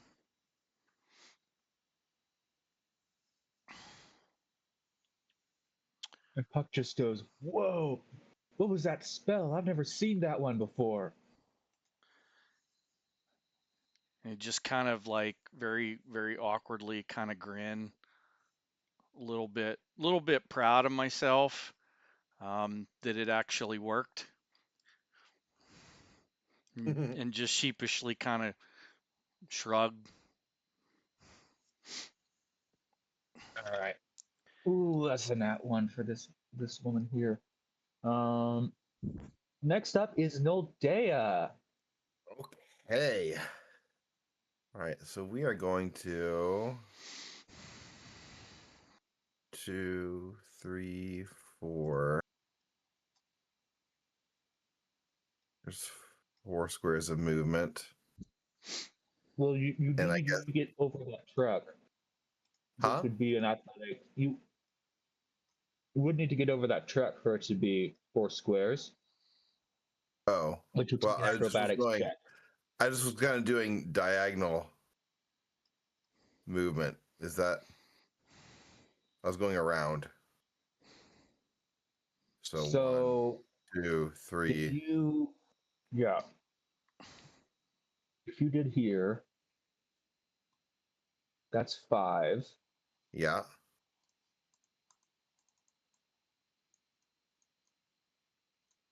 And then And then here. And then here. yeah. Okay, great. Yeah, Yeah. that tracks. That's So 15. it's actually only 3 I counted it as squares of 15 movement. feet. Yeah. Yeah. Okay. And I guess I need to. Do I need to do another perception check, or am I able to? No check required. There's a big padlocked garage door here. Oh, okay. It's padlocked from the outside so that nobody on the inside would be able to unlock it. Aha. Okay. Then I'm gonna make a sleight of hand check to undo the lock, right? You have a lockpicking kit? I do. Perfect. Yeah, go ahead. Okay. 17. Um, yeah, that's gonna cut it. Let me just. It's open now. You're able to just push it open. Light shines in, and you see laid before you the events that have transpired. Yeah. Okay. Is it like a big overhead garage door? Is that what's going on with it? Yeah, it's like one of those that like goes up to like that truck Yeah. would have been able to go in and out of it, were this warehouse not abandoned. Right, right. Okay. Um okay. Then can I roll a stealth check to get in behind whatever this, like some of these boxes or something? That would be pretty Try and do that difficult unseen. as um everybody saw you open the door, so a bunch of the attention is on Right. you now. Okay. I'm going to say you can move to it, but you can't hide as an action until your next turn.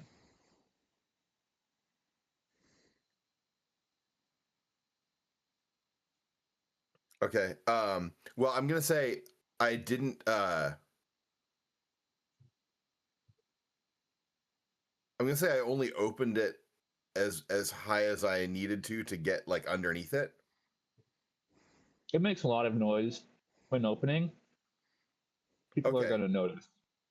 Well, sure, but like there's a ton of stuff in between me and the Yeah, other okay. and Go ahead and everybody. make a stealth check to see if they heard you. You're right, and like I don't have any problem with them noticing the door. I'm just saying I think that I could sneak like underneath it and maybe like they wouldn't see that it's me, right? Oh yeah. No, that's fine. They don't Yeah, necessarily see who it is. They just see somebody's there. right. Yeah, it would be too far away anyway. Like this is what 200 feet across for Okay, you. yeah. Okay. So I'm just moving behind Mm-hmm. this there. Mm-hmm. And um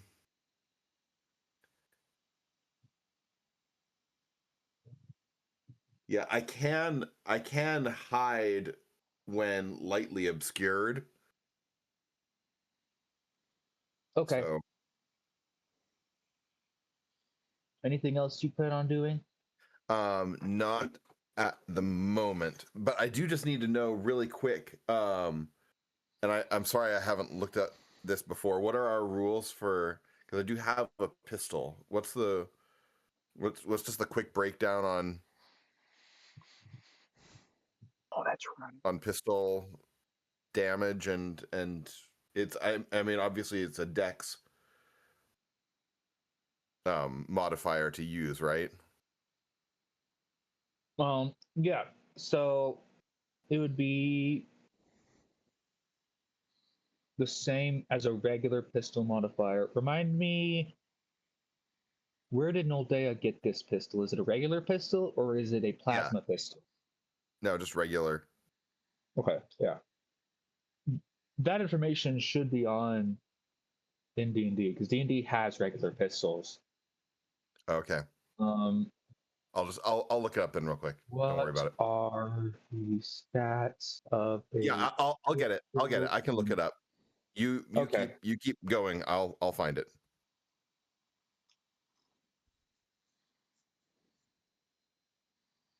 okay. So this guy's going to shoot his plasma pistol. That's a miss. He's in hiding. Let's see if he noticed the door opening in the other room. Yeah. So he's going to.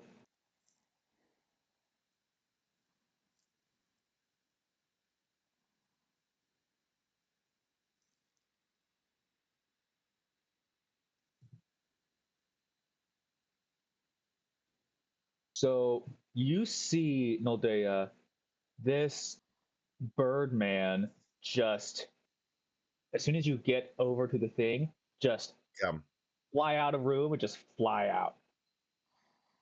Wow. Okay.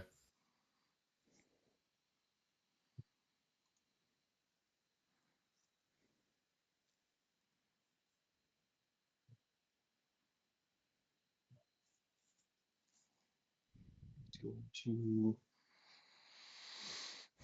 attack with his disadvantage.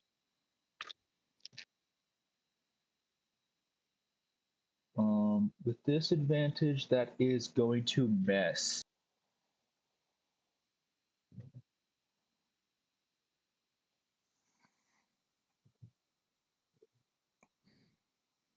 He's in hiding.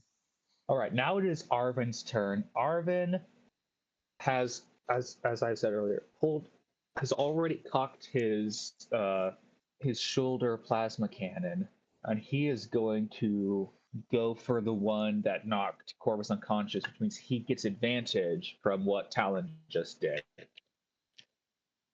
Nuke him. Nuke him. 25 to hit. Not quite a nat 20. It was a nat 19. It was a 19, but he gets 1d8. Sorry, no, 2d10. Where are my d10s? Oh yeah, they're in here. 2d10. You know what? This one's so cool. I'm gonna roll it on the board.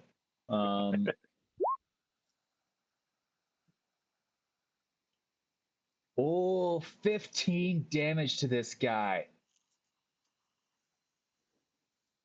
Heck yeah, This Arvin. guy, oof. He is.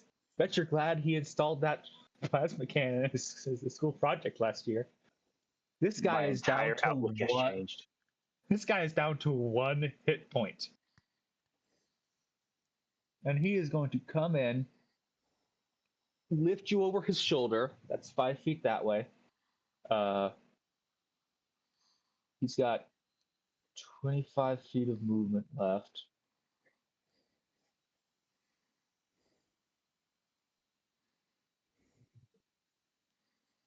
And carry you to relative safety.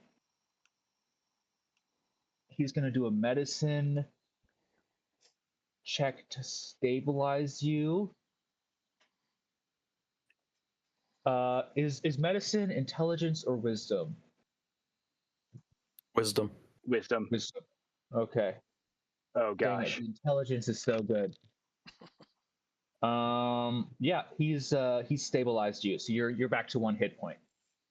Just barely. His intelligence is so much better than his wisdom. I intentionally built him high intelligence, average wisdom.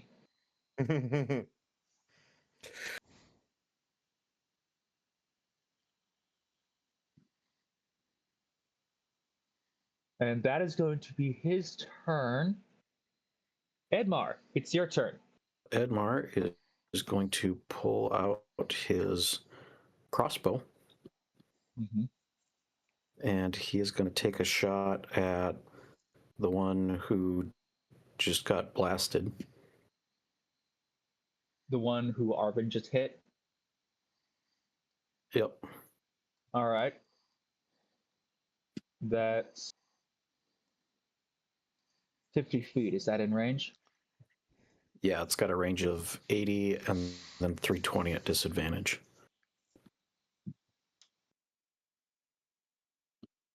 And it's going to be a total of 9 to hit with Bless. 9 with bless? Yeah. That's gonna miss, man. Yeah, unfortunately, I rolled a 1 on the Bless. Movement.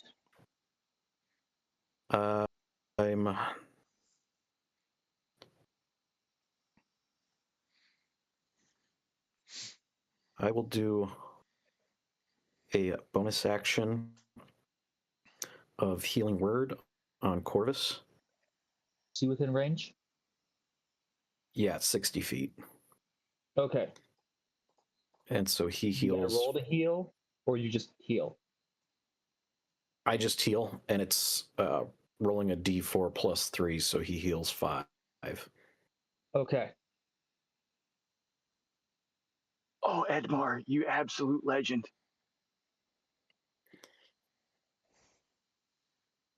Maybe So don't go to the front lines. you're up to 6 hit points now. And you're fully conscious. You're free to move. Yeah, Edmar, when we have time, I got to tell you something.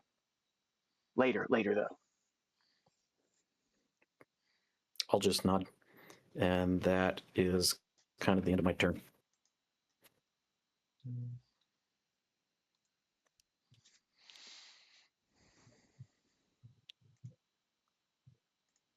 This guy's gonna go here. He's rushing out.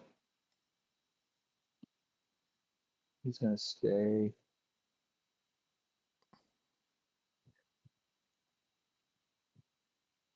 He's gonna go for this one. That's gonna miss.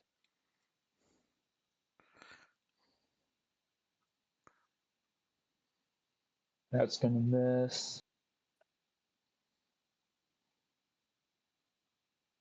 Hiding, unconscious, hiding.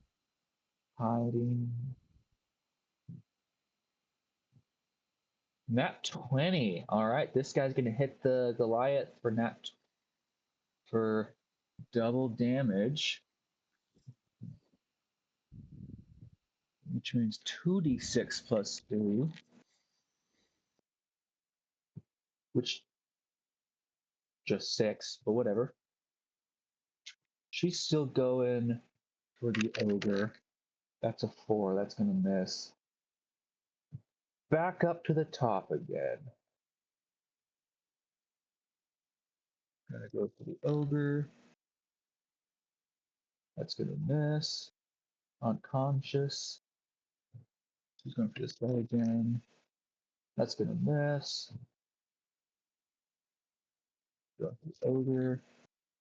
Gonna miss. Ogre's going for this guy. That's gonna hit for 3d6 damage on this guy.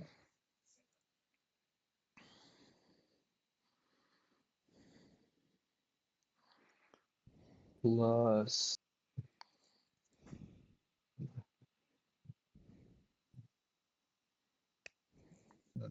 this guy. I want this guy's attacks.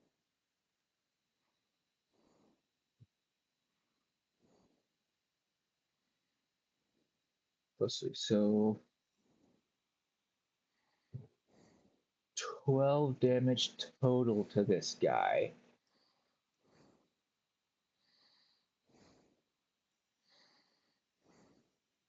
Dang, that guy's not looking good.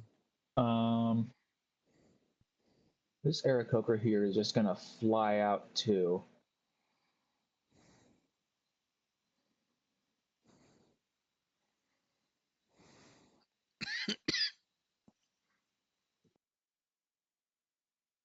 He's gonna go for the ogre.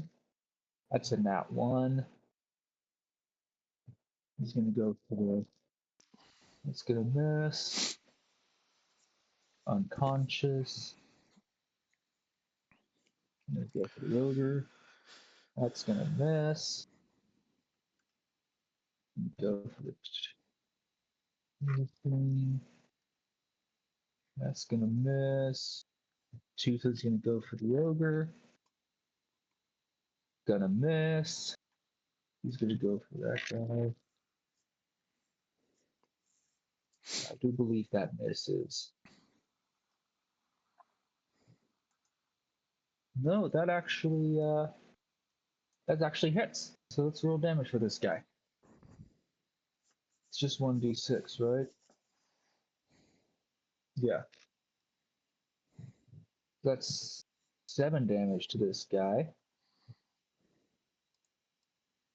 This guy's not looking good here.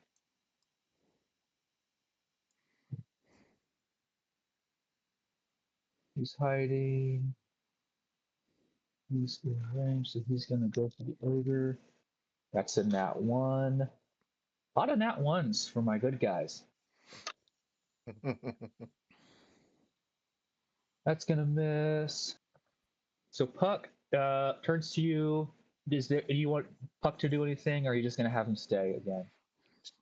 Keep your head down. Stay here. He just nods.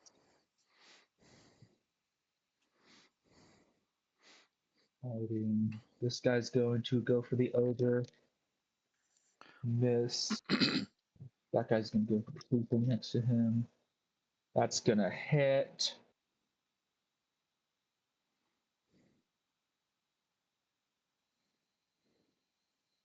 Which is a d6 plus 3 for 7 damage to this guy.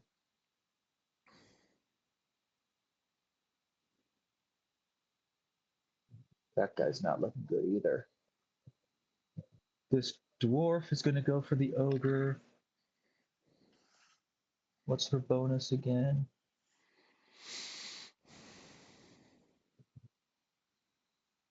That's going to miss. Dang. Hiding.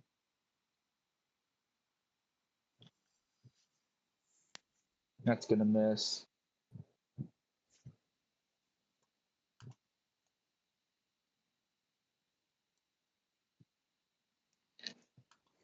Gonna miss. That Aarakocra is also gonna fly out.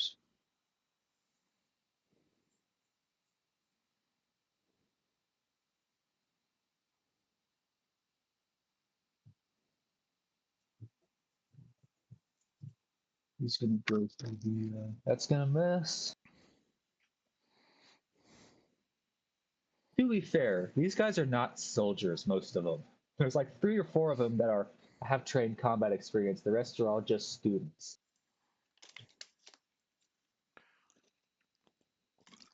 That's gonna hit. He hit the Cybermonk captain.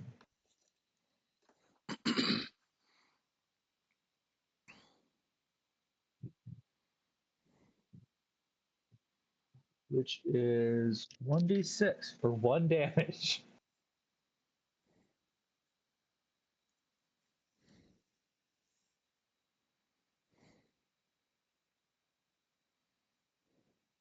This guy's gonna go for the tiefling. That's gonna miss. He's holding on to the. All right, Corvus, it's your turn. So your friend Kael is unconscious over here. If you were willing to risk it, you could go back and grab him to question him about things. And this guy next to him is down to 1 hit point. But there are 2 other cybermonks there as well in various hit pointage. I'm at 6, Mm-hmm. and that is. So if you wanted to take a dash action, wait, can you grapple as a bonus action? The grapple is an attack. That's It's not an a attack. bonus action. So you would have to get up to him, grapple him, and then take him back. And you wouldn't need a strength check to grapple, but you need a strength check to see whether it weighs down your travel on the way back or not. All right, yeah, let's do that. So I guess first I need to move over to him. And you just need to be in a space next to him. You don't need to be in his space. Is that fine? Yeah. Okay, sweet. How many feet was that? So once you've got him, you can go back another 5 feet if you want. Yeah, let's do that. Trying to grapple for. So grapple. Roll strength, but just to see whether it reduces your speed for your next movement. So I get advantage on my attack throws or rolls. You Once, do? Not once, always. No, there's no advantage here. He's gonna automatically fail his opposed grapple okay, he's check. automatic fail. Okay, I see. Yeah, since he's unconscious, he's not resisting. So you don't need Gotcha. to worry Okay. about your check to grapple. I'm just having you make the check to see whether it reduces See. your speed carrying him. Yeah, I didn't know if it would apply to like maybe I can try extra hard, be extra strong. So I wasn't sure if that would work that way or not. So cool. Not how it works, no. That with my strength modifier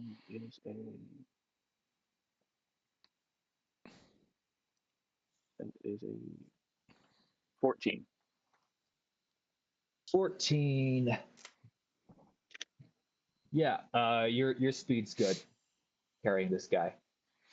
Okay. So on your so I next get turn, him. you've got him. There are a few cyber monks around you that may attack due to you being there. We'll see how that goes. If they prioritize rescuing their man or attacking the other peoples, that's a miss for. All right, so I'm going to He's hiding. He's going to take this. continue behind his friend.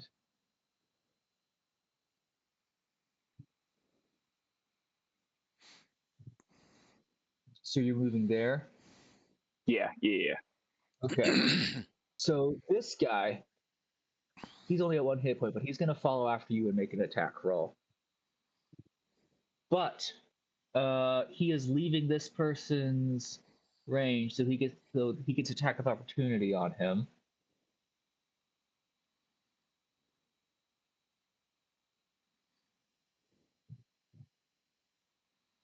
And that's going to hit, so the guy takes. As the guy moves out, he goes down.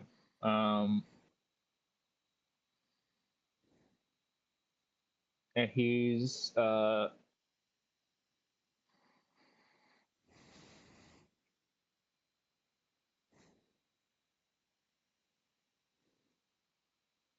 making death saving throws. So he's down too. Oh, I don't know how to feel. I feel like these are my friends, but I don't know.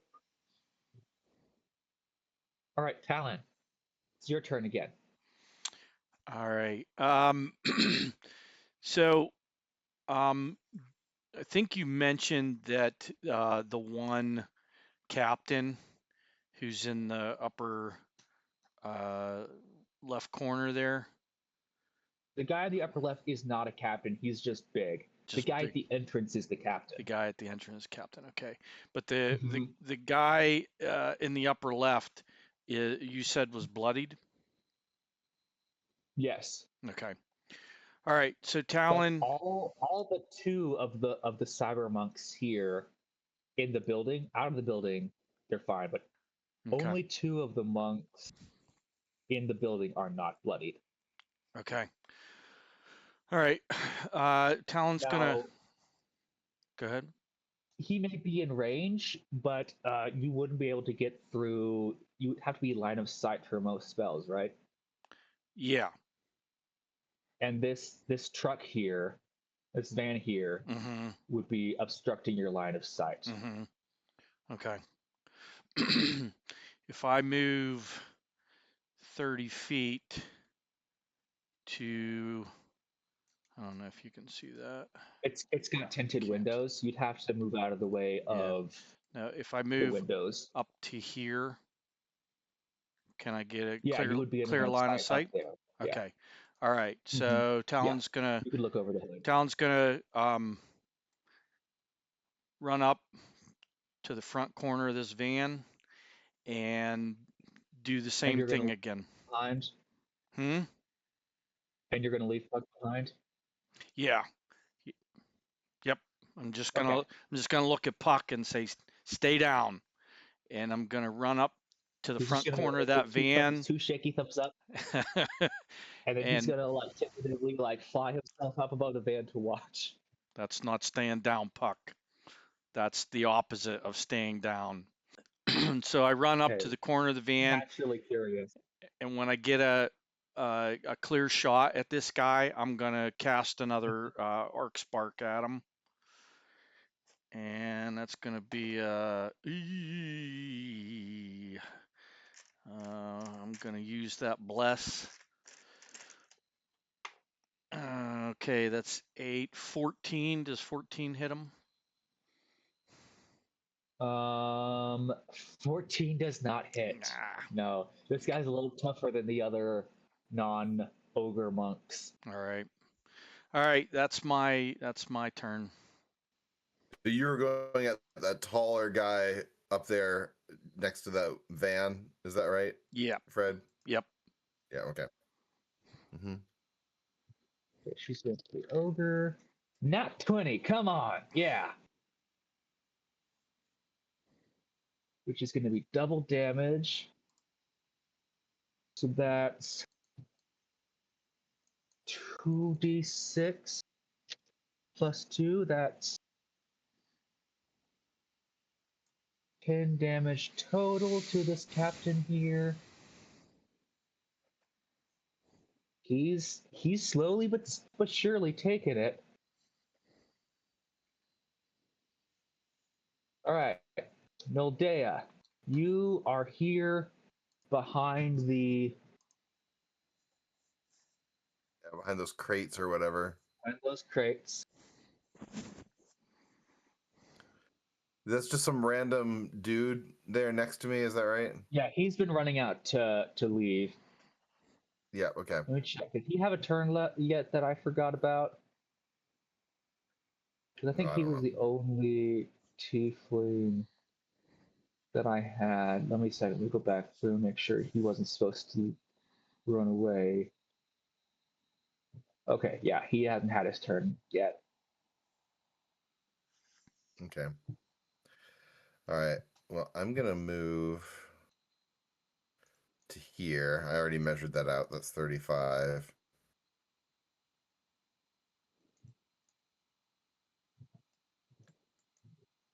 And now from here, the all right. So the range increments that I'm The seeing one you're here. aiming for is down.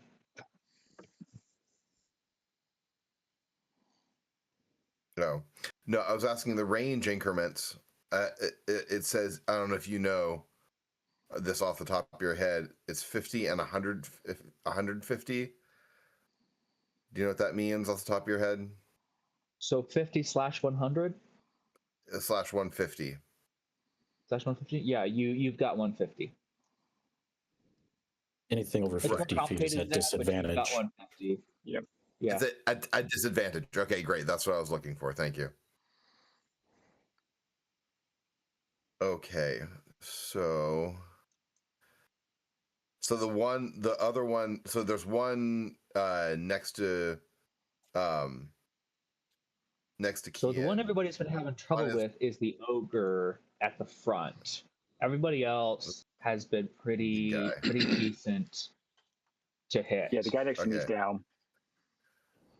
Yeah, the two people next to Corvus are down. Okay, so this guy right here. He's the tough one. Everybody Yeah. else you can go for as well, except for this the dwarf up there, Okay. and maybe not this guy down here, but up below him. But the guy on the hood, you're good to hit as well. Yeah. Goliath, I think, is in the line of sight. The Goliath here, but the ogre is the primary target. Yeah. Probably Okay. is what Yeah, I would guess. I'm gonna try to hit him. Mm-hmm. But there's a friendly combatant next to him, right? There are some NPCs around him. Okay. So that means I should be able to do, if I can hit him, then I should get sneak attack damage with that. Oh, nice. Yeah. I'll take your word for But it. I don't know how sneak attack works. Yeah, I was just looking it up because I wanted to make sure. You're right. But I have to roll with disadvantage, right? Because it's over 50 feet. Correct. Yes. Okay. Let's see what we do. Ooh, probably not gonna hit because that's just at 12. You dropped it off the table. Huh? No. You drop it off the desk. No. Okay. But You're just 12. leaning down. Yeah, I was leaning down to Well, look at it. 12 is not going to 12's hit, gonna I miss. assume. 12's gonna miss. Yeah. Okay. But I want to call to my compatriots there. It's like, guys, we can get out the back. What? Oh, How did you get in? That's what I Think we do. were gonna get out. All right. Let's see what this guy can. Yep, that's gonna miss.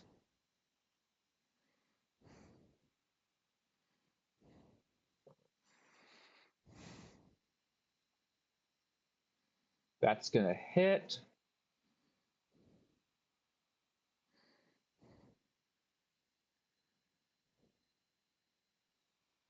Oh, right. I forgot he gets disadvantage. Oh, dang it.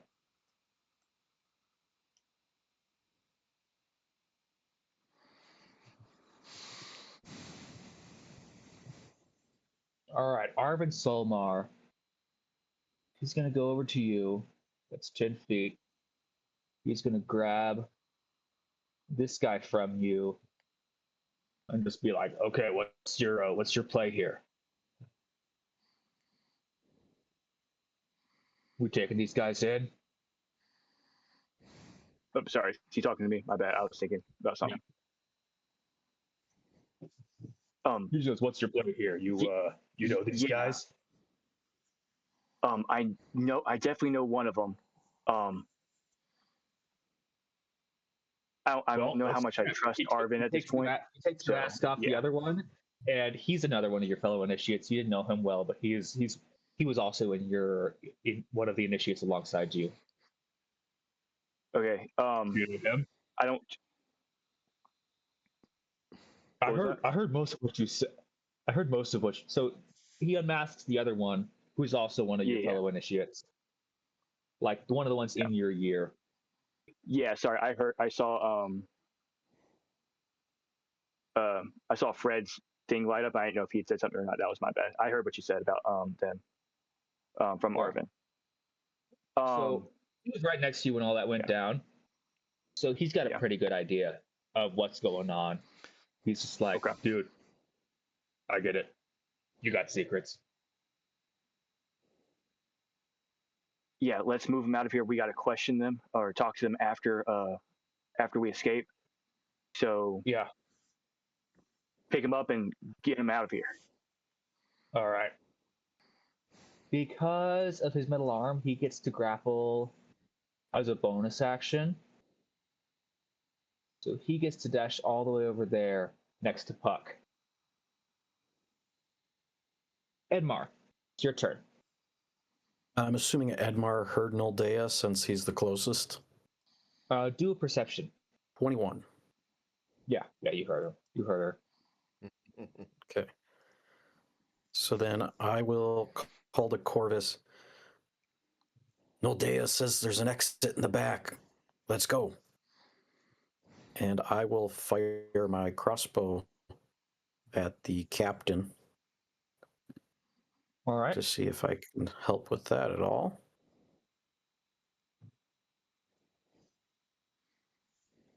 So that is 15 to hit. That's going to miss.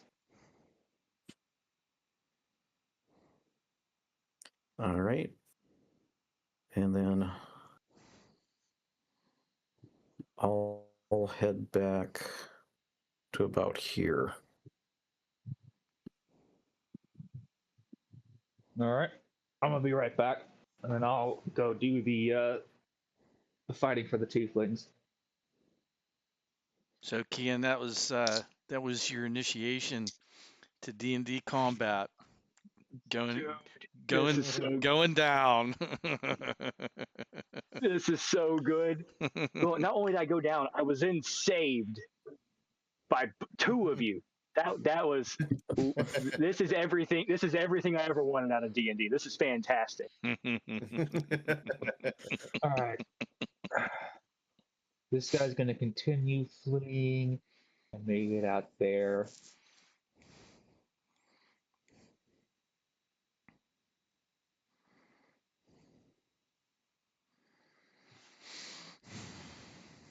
That guy's still hiding. That guy's still hiding. He's gonna go for the ogre. That's gonna hit. 1 damage. Why do these guys keep rolling ones for the damage? Slowly but steadily.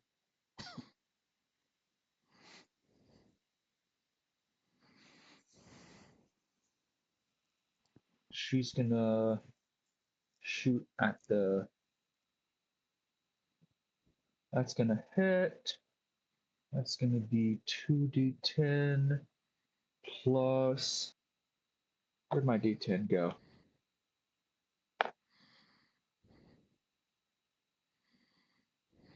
Must have dropped it back in. Okay.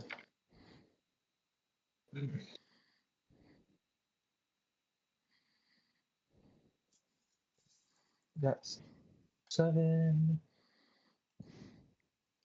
plus 2, so that's 9 damage total. Oh, yeah. That Goliath is not looking too good.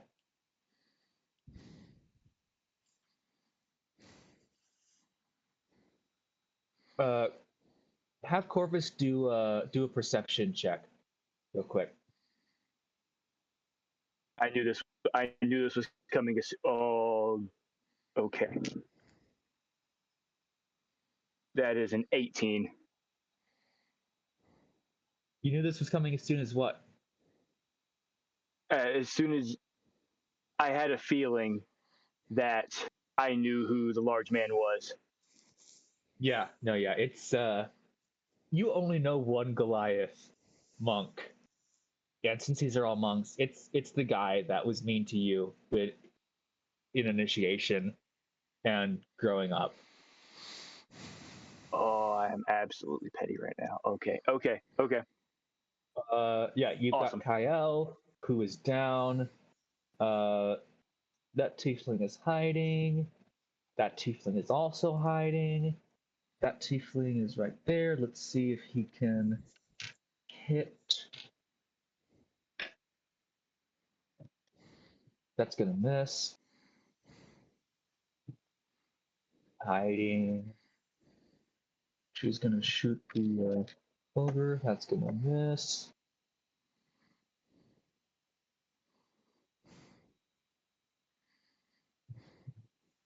But while I'm at it, let me open up this guy's name. Like,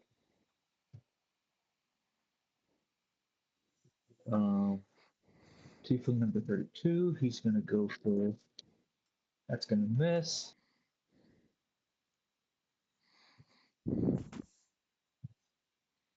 She's going to attack this guy.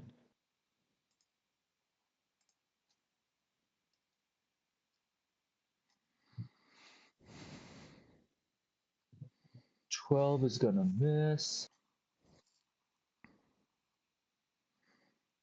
I get the ogre. That's gonna miss. And the ogre is gonna go for the guy next to him. That's gonna hit.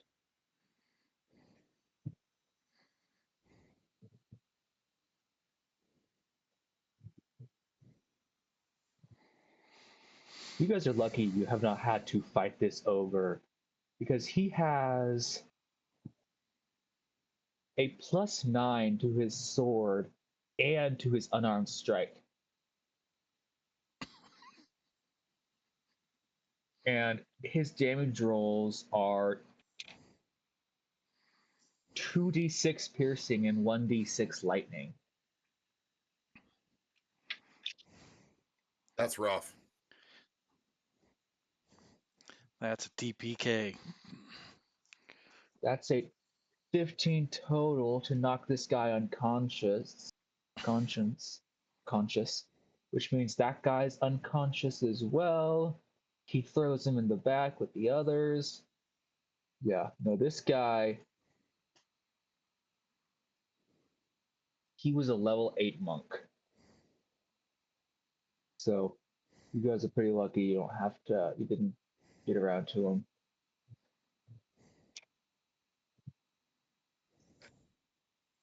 That is a nat 1.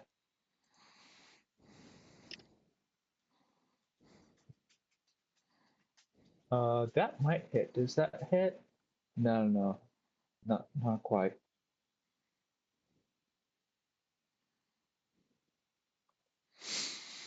Ogre. That's gonna miss. He's gonna move here and go for the arrow there. That's gonna miss. That's gonna miss as well. That guy's out. That's gonna miss. That's a nat 20 to hit the ogre. See if you can get more than the lowest amount possible. Mr. Tiefling number 28. That's 2d6 lightning damage. All right, 7. Not bad. Not bad at all. Now it's Puck's turn. He's still sort of flying up, watching you, and he looks over at Arvin, and he stays his ground, sticks where he is. This guy is gonna go for the ogre. That's gonna hit for d6. That's another one. This guy is going to continue to attack the tiefling next to him, and will barely miss.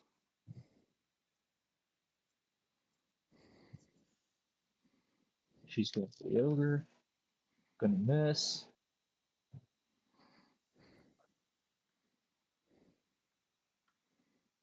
That's gonna miss.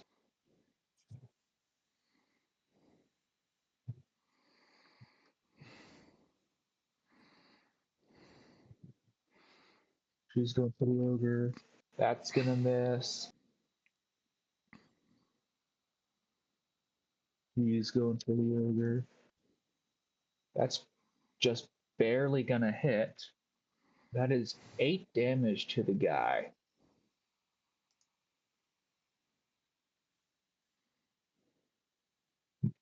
This guy is not looking good. That misses.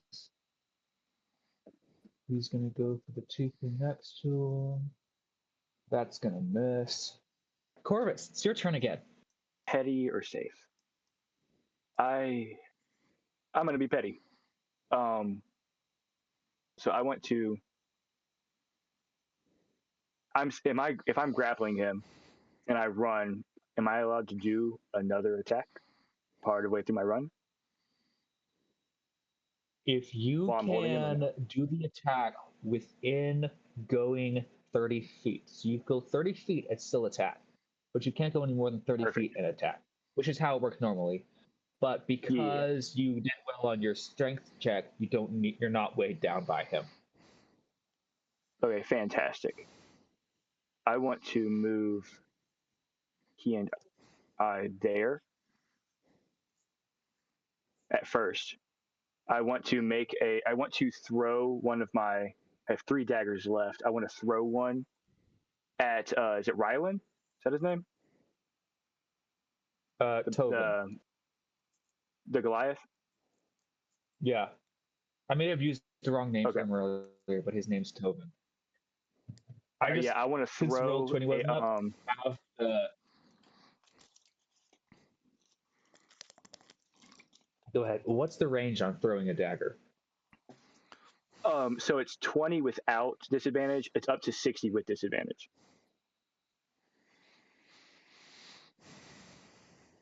So you're 25 feet away. You're going to have disadvantage. Yep. If you want to do another 5 feet, you can get a regular A little roll. closer. Yeah, we'll do that. We'll go. and you can occupy the same space as these folks. I just moved this guy out of the way so that you can he move. wouldn't, You can move 5 feet toward him and then move 25 feet away after your attack. So if I go, from the start of my I went from here there. So go ahead 10, and roll your attack. and then 20. I'm Okay. going to say this is important enough that I want you to roll this on the board. So do /roll space 1d20 plus your modifier. All right. So You're going to need to beat a 16 for this to work. All right. Oh, Okay. 4. That's a D12 All or right. D20. Oh, is that's that a D12. Yeah, that's a D12. Yeah. Gee. Do r/1d12. I see roll space 1d12. Sorry, 1d20. Sorry. Yep, that's my bad. I clicked the wrong one. That's still a 7. That's not going to cut it. It did not matter at all. All right. Well, we tried. So I will finish my. Oh no, I can't. Oh, okay, never mind. I can. So I think I can get there. Me. Yeah, you should be able to get there. And I got 10 more feet, so I go. You were down here though. He was up Oh, that's there. right. Okay, so. But it would be to there and then to your second spot. So that's 15. So you need to be 15 from there. Okay. So. And then I think I'll just move where I'm at. Yeah. Okay. And then you're gonna be carrying him with you, I assume. Yeah. So I'll keep him with me, and yeah, my turn's over. All right. Let's see. She's gonna go after the ogre. That's gonna hit. All right. I believe she's the one with the D10s.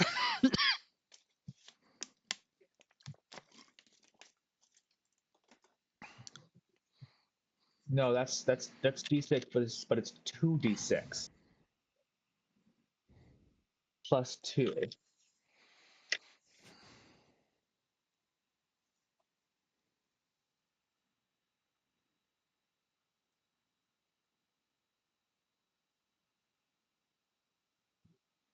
The ogre is down and making death saving throws.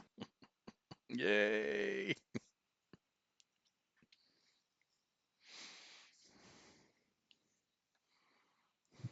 He's gonna stay where he is. She's down. All right, Talon, it's your turn. Okay. Talon heard Noldea say there was a exit in the back. You don't have to tell me twice. So you're just gonna dash out. You're not gonna try to finish fighting the Goliath. I don't have a line of sight. You do, yeah. It's the same line of sight from when you tried to make the attack last time. I'm not saying you have to. I'm just verifying which one Talon wants to do. All right, I think I missed it. Which one's still up and which one's down? Because I thought that one in the upper left just went down. No, because Corvus was unable to hit him. The ogre here at the entrance, Ah, he's down. that one's The down. Goliath here, Okay. he is still up. But Okay. he looks pretty bad. Okay. All right. That changes things then. So Talon is going to try to take another shot at that one. Again, using arc Mhm. spark, lightning arcs from his hands, and How many spell slots are you that's using for that's a this? cantrip. Right, yeah, I gave you some good cantrips. Yes, you did. What'd you say? That's going to be a What 23 was to the hit. number? 23. There we go. That hit. Roll damage. All right, 1d8. It's going to be 4 points of lightning damage. Are you doing this lethal or non-lethal? Non-lethal. Okay. He's unconscious. Okay. For Headmaster Son makes sense. All Which right. is good because he was about to go after Corvus. He was about to what? He was about to go after Corvus. Oh, okay. Once he's seen him, he's like, "Oh, I'm going to get you." All right. Open. All right. So now Talon's going to turn and start making for the exit. So Is he going to stop by Puck or is he just going to go past him? he's going to run 30 feet. So that's going to put him right there next to Puck. And as he comes around the corner of the van, he looks at Puck and he goes, "Fly, you fool!" And Puck just goes, "You think I'm a fool?" I'll explain it later. You see Arvin is also next to him with one of the Siren monks over his shoulder. And Just then goes, as he's running, he starts generating arcs of electricity every time his foot strikes the stone. You see these arcs of electricity sort of spidering out from each step, and with that last step at 30 feet, going to cast with the bonus action cast Tachyon Jolt. And so you see with that last step, right after he says to Puck, "Fly, you fool," Talon's form just becomes a blur, and he shoots ahead another 10 feet. Oh, Oh, fun. awesome. oh, that's sick. Arvin just looks at you and is just like, "Who is this kid?" I've never felt so alive. He just kind of looks at you with a mix of curiosity and awe. And that's gonna do it. That's gonna miss. This guy, he's going to go for this person's still up, so she's gonna go for the. That's gonna hit. Ooh, 9 damage.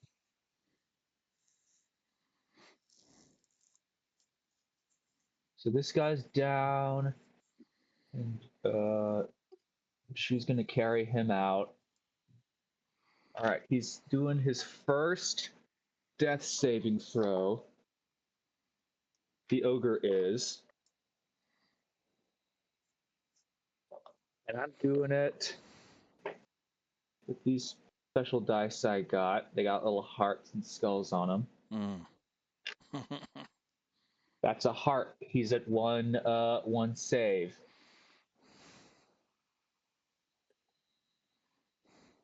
You have to succeed 2 out of 3 times. Is that right? You have to make 3 successes. 3 successes all before 3 have 3 to save, failures. okay. Yeah. Mm-hmm. So you can make up to 6. Well, you would make up to 5 rolls. 3 of them have to be successes to survive. Okay. So he's going to make an attack roll. That's going to miss. and he's going to start pulling the ogre out. Let me do a little strength check for him to see how far he can get. Yeah, he's able to pull him all the way out of combat and get him. And yeah,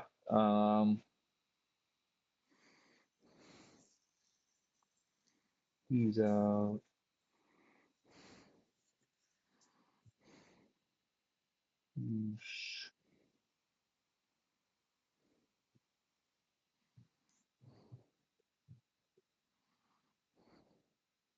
Fred, does Tachyon Jolt work?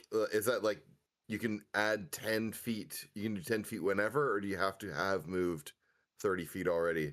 No, 10 feet whenever, and it also Nice. does not provoke opportunity attacks. So, That's sweet. Puck it's kind of gets like a 60 get feet. out of danger. Puck gets 60 feet flying. So with dash, he goes. All the way away.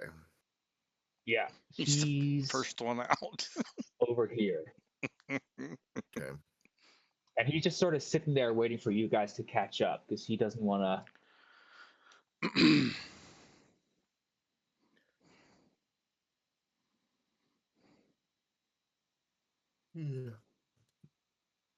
Well, I mean, if all the enemy combatants are either down or withdrawn. Not all of them. There's one could- that's still up and around and about.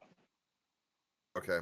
Oh, we ought to knock them Just out and loot waiting to see if anybody. all those plasma guns.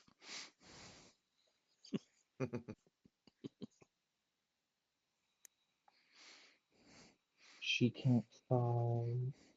He's out. Okay, this guy's going to fight. That's a nat 1. Boy, our mob was sort of singularly ineffective there with all of those nat ones, huh? Yeah. Let's see. That's gonna hit. This guy is still holding his own. That's 6 damage to the guy.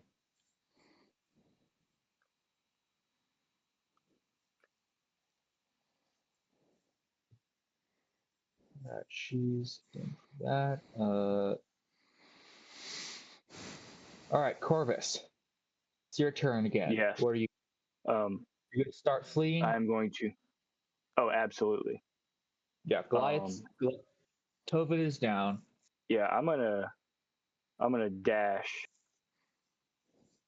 But if I want to make it there, I'm gonna have to go over this van. You can make an acrobatics to try to get over it, or you can go around.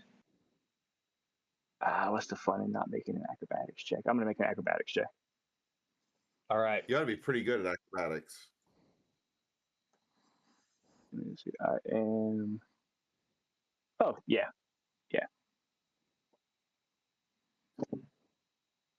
That is an 18.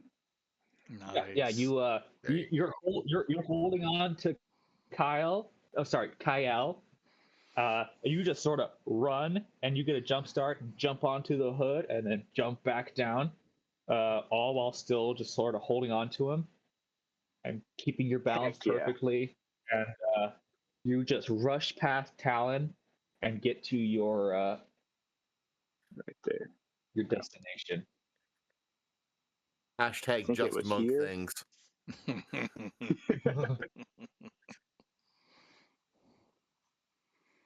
All right, and Kyle is still with you. Sweet. She's out of range.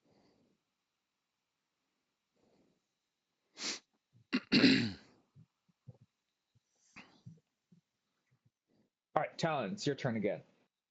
All right. I am going to. Is there any more of them in line of sight? No conscious ones. Okay. Then I'm just gonna I'm gonna book it for How the is back it? door. How's it Talon's turn already? Yeah, Again, yeah. I I think feel you. like I was rushing through. I was I'm. rushing through all the other characters because there's Yeah, but nobody that they can Noldia and attack. So I'm just leaving them. Noldia and Edmar haven't gone. Yeah, we got skipped. Yeah, no, Dia doesn't happen yet. Should have been after me my last turn.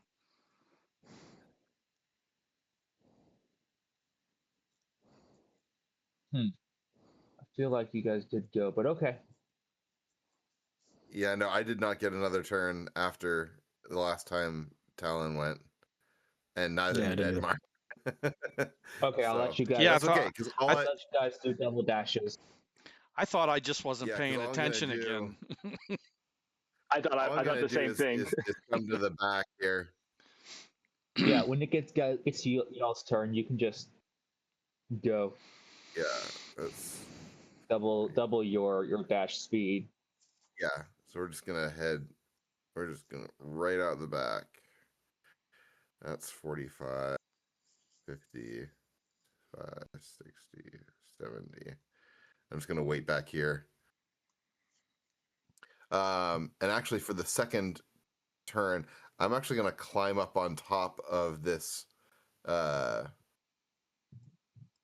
gonna go over here, sort of perch here, slightly around that corner, with my pistol drawn, ready to drop anyone who is not part of the crew.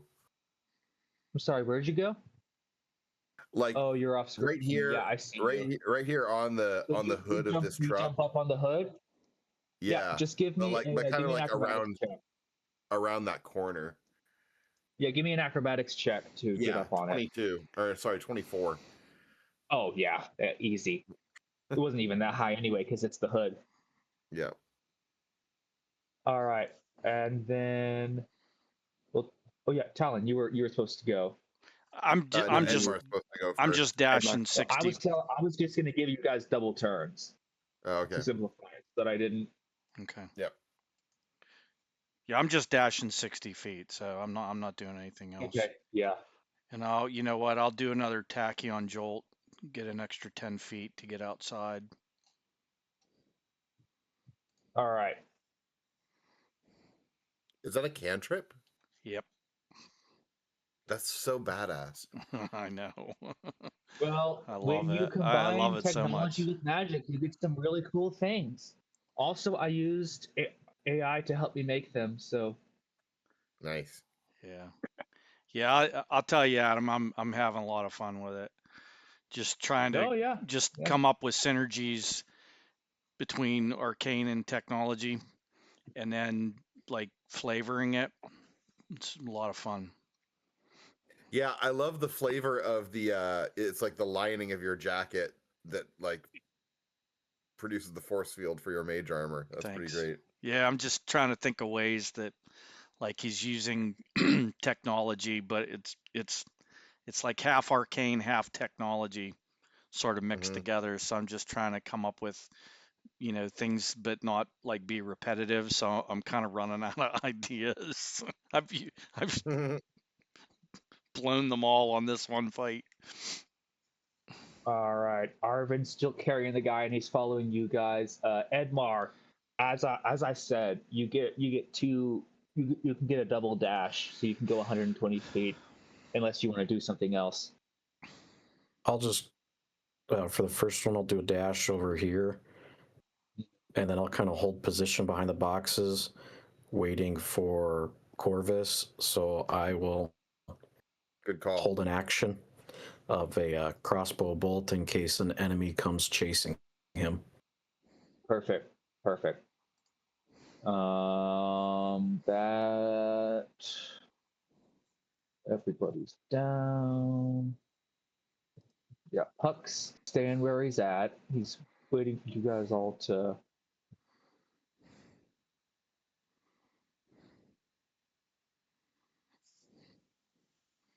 There's just the one cyber monk left. That's gonna hit. This guy's going after the cyber monk, which is a d6 plus 3. That's 7. Oh, last guy's down, which means we're out of combat, and the cyber monks all gather themselves together, leaving 2 unconscious behind and 2 in your care. So their number is halved. One of them they've got with them unconscious. Their captain, who is currently making death saving throws. I'm just going to roll his next ones here. That's another save.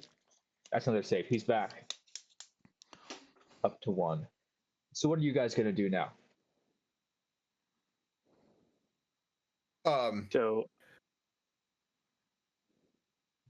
I would say, like, we rally and head back out around the corner the way I came. Okay, yeah. And Arvin is kind of sticking with you guys, holding one of the cyber monks. But before we do, we should strip off like the armor and stuff that's going to make them really distinctive. Maybe if we can grab small parts of what they have that would be really useful, like their weapons, and try to make those like less conspicuous. But we definitely don't want to be hauling. You can turn off the plasma swords and they just kind of retract like a lightsaber. Okay, sweet. Who you got? You now have two plasma surge swords. Which are regular melee swords, +5 to hit, with 1d6 plus 3 slashing / lightning damage. So it's both types of damage. Wait, did you say they're +5 to hit? Mm-hmm. That's wild. Yeah. These are good swords. There's a reason that they are used by the Cyber Knights. Now these aren't actual Cyber Knights, but yeah. Okay. So yeah, I'd say let's strip off their armor, grab their weapons, and haul them away. We can make like their just inebriated friends if anybody stops us. All right. So you guys I'm assuming hide behind the truck as the motorbikes roll past in retreat. They've got several kidnapped civilians with them that they have knocked unconscious and taken with them. But you guys can try to follow, but it's going to be hard when they're on motorcycles and motorbikes and you guys are on foot.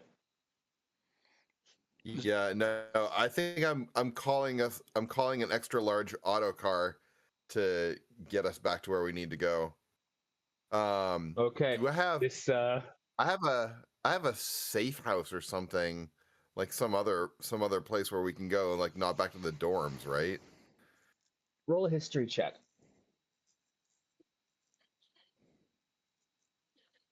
Yeah, it's a nat 20. Yeah. You often hide out at Old Man Dracula's diner. Okay.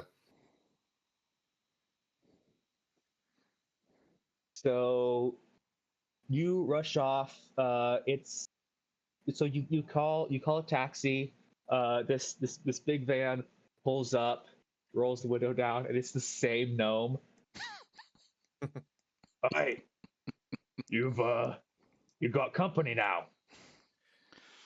Yeah, it was a crazy party, let me tell you. A couple of these guys are not ready for the rest of the night. We need to get them off their feet.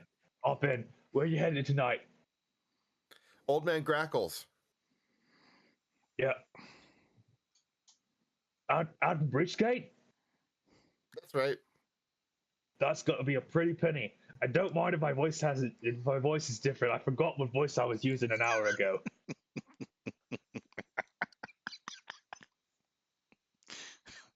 I've All done right. that. That's gonna be 15 marks. We can And swing that. I'm gonna need half up front to make sure, because that's a bit out of my way. Yeah, sure. I'm not worried about it because I know that with what we have, we can. I'm looking forward to getting reimbursed by the Fox for some of this stuff too, because Mhm.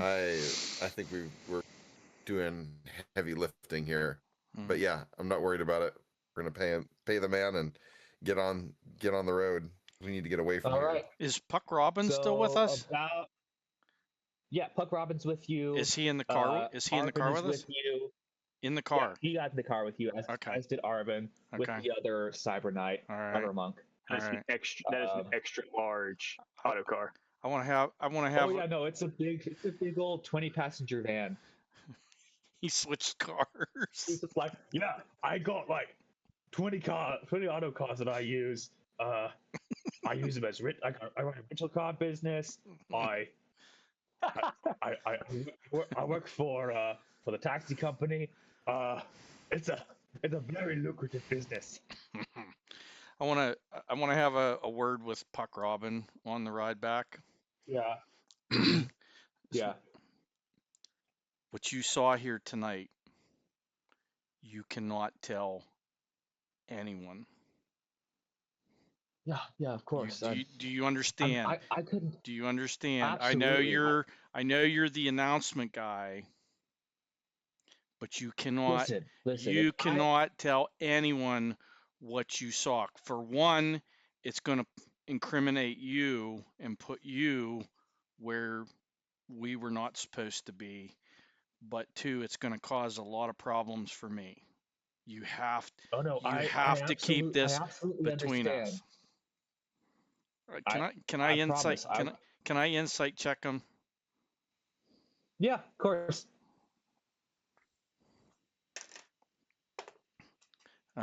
23.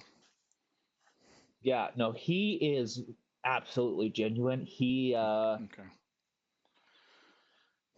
You say base. He sees it as you saved his life.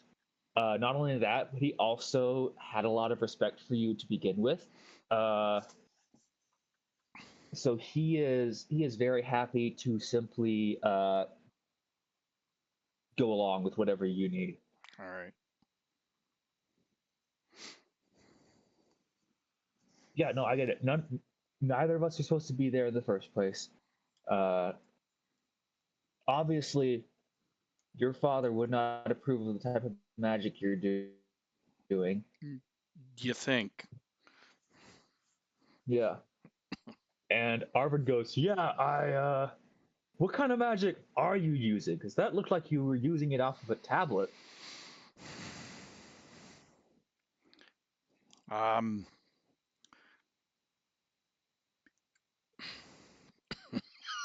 I don't have an answer. It's He was just reading the spells off the tablet, right? I saw it on YouTube, and I just or whatever the equivalent is here for YouTube, and He just sort of I glanced just at you and I just kind of mimicked nods and it. is like, "I get it. Lots of people are doing it. Keeping it close to the vest. Keeping it close to the vest. It's I can absolutely understand." it's difficult to explain. Of course, It of would course, probably be good if you kind of kept it on the DL as well. of course. Yeah. Hey, I get it. You know, I keep things close to the chest as well. I've been burned before with when I let my secrets out. And this is the Dragonborn, right? No, Oh, he's the he's Arvid Solmar, the Oh crap. Velas rival. Oh, that guy. Oh man. Yeah, okay. Well, Oh, he's been helpful tonight. yeah. Anything else you guys want to do on the 30 to 40-minute drive up to Breachgate?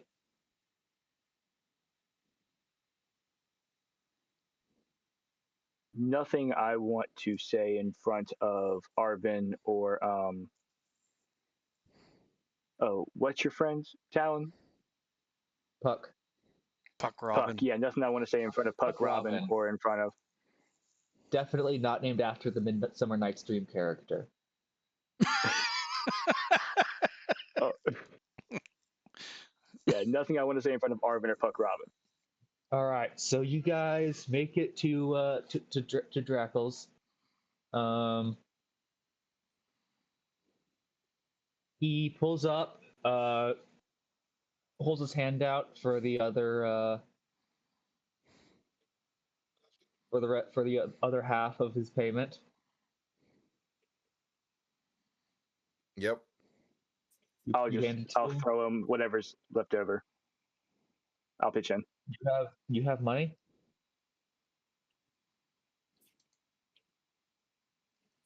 I mean, I'm a monk, but I assume I have It'll be cash. in your inventory if you had any. Is that right there? I don't know what this translates to in marks. I have 161 gold. So gold is marks. So yeah, I have you can pay him 161 marks. the other 7 marks. So just deduct 7 gold from your inventory. Sweet.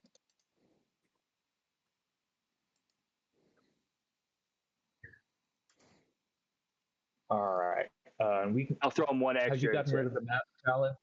Awesome. Talon, have you gotten rid of the map? Yeah, it's been down since combat ended. All right. So yeah, you guys pull up to Old Man Drackle's diner. As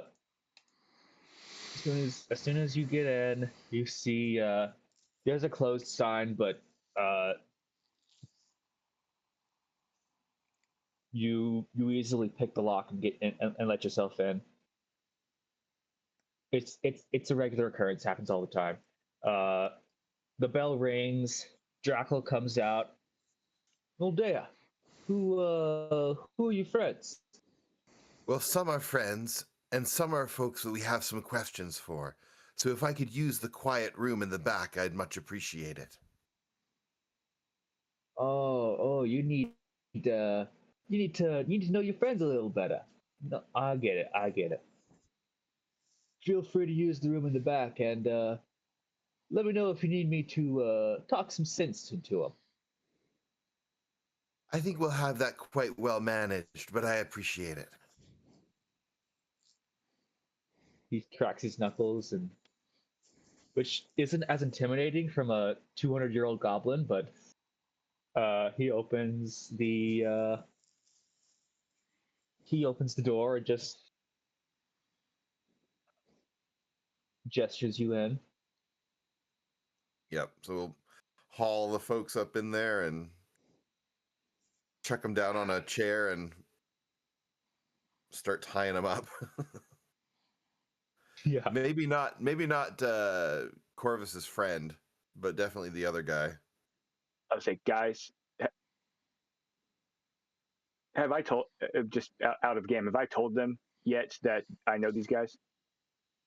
Probably not. Probably not, right? Arvin was there while we were driving.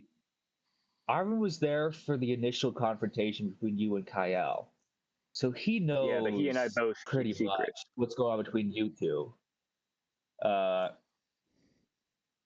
So whether or not you wanted to say that in front of him is up to you. Let's just say you didn't. He just turns and says, I can tell you're undercover from the monastery. You're probably looking for Saran, right?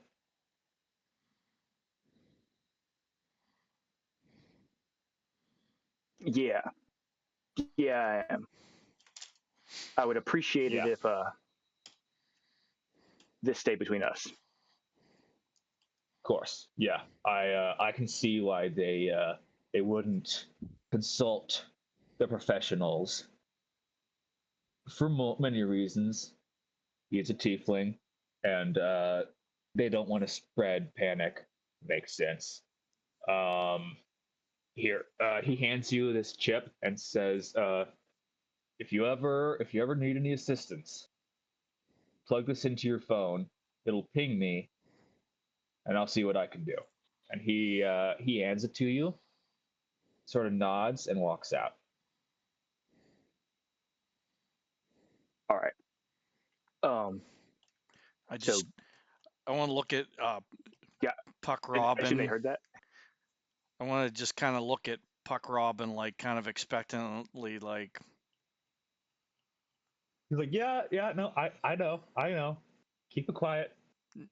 I got it. it's Just get because I'm a messenger doesn't mean I don't maybe know. the driver can give you a Doesn't lift mean I home. don't know when to tell people." Yeah, but maybe we can have the driver. Did the driver pull away yet? Really want?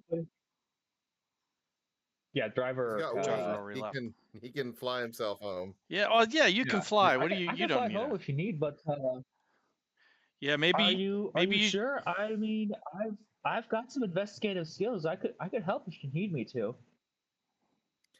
We're fine, thank you. Yeah. I I'll tell you Okay. what we need you And to do, he Puck. follows.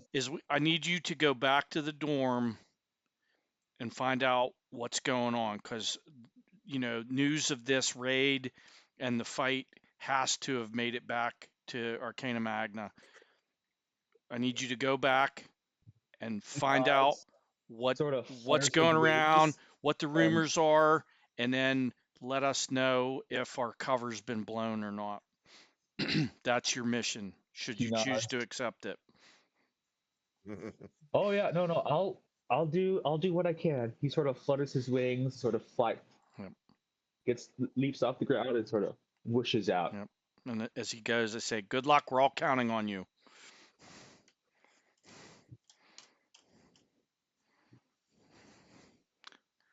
I don't know about Puck, but I don't trust that Arvin fellow. And Corvus, I would not plug that into my phone if I were you. That guy Say that you guy saved my life. showed us nanobots that can take over organic and technological devices. That could very easily just put things in your phone that would allow him to spy, would allow him to do God knows what. I would not plug that into your phone under any circumstances. In fact, maybe I should take a look at it. I think you taking a look at it would be smart, even if it's clean, only under the most dire circumstances. All right. He saved my life. I'll give him that credit, but nothing more. Yeah. I mean, he might have been just saving his own skin, but he's working on some very questionable technology, and I don't think you want to leave yourself susceptible to that. I don't know if you Yeah, fully realize the implications of what it is he's creating. I I don't. I don't have enough experience to understand exactly what I saw, Yeah. but I know it seems like he's playing with powers higher than humans should be able to, or any creature should be able to Exactly. control or be involved in. Exactly. And not only that, but he is, in my opinion, one of the prime suspects in Saran's disappearance. He has all the motives and the access. So Yeah, I we think need to keep a close eye we on him. need to be very careful with that one. Just saying. Well, Saran's disappearance might be more. There may be more to Saran's disappearance than meets the eye, because the girl that he was involved with seems to have something to do with it. And I don't know what all is going on there yet, but And I'm going to make a call and we're going to find out more, I'm sure. all right. Are you gonna? Or do you tell us what you saw on the roof? What happened on the roof? No, I'm not going to get into that right now because my relationship with the fox is something that I would want to keep, that I'd want to be really discreet about. Plus, we got some people we need to ask questions of. Yeah. Yep. I think that's all that's all stuff that we should get into next time around because it's midnight here. Yeah, same here. Same. Yeah. We've been going for 4 hours. Yeah. All right. If you guys want to end off there, that's a good time. We'll get into the interrogation next session.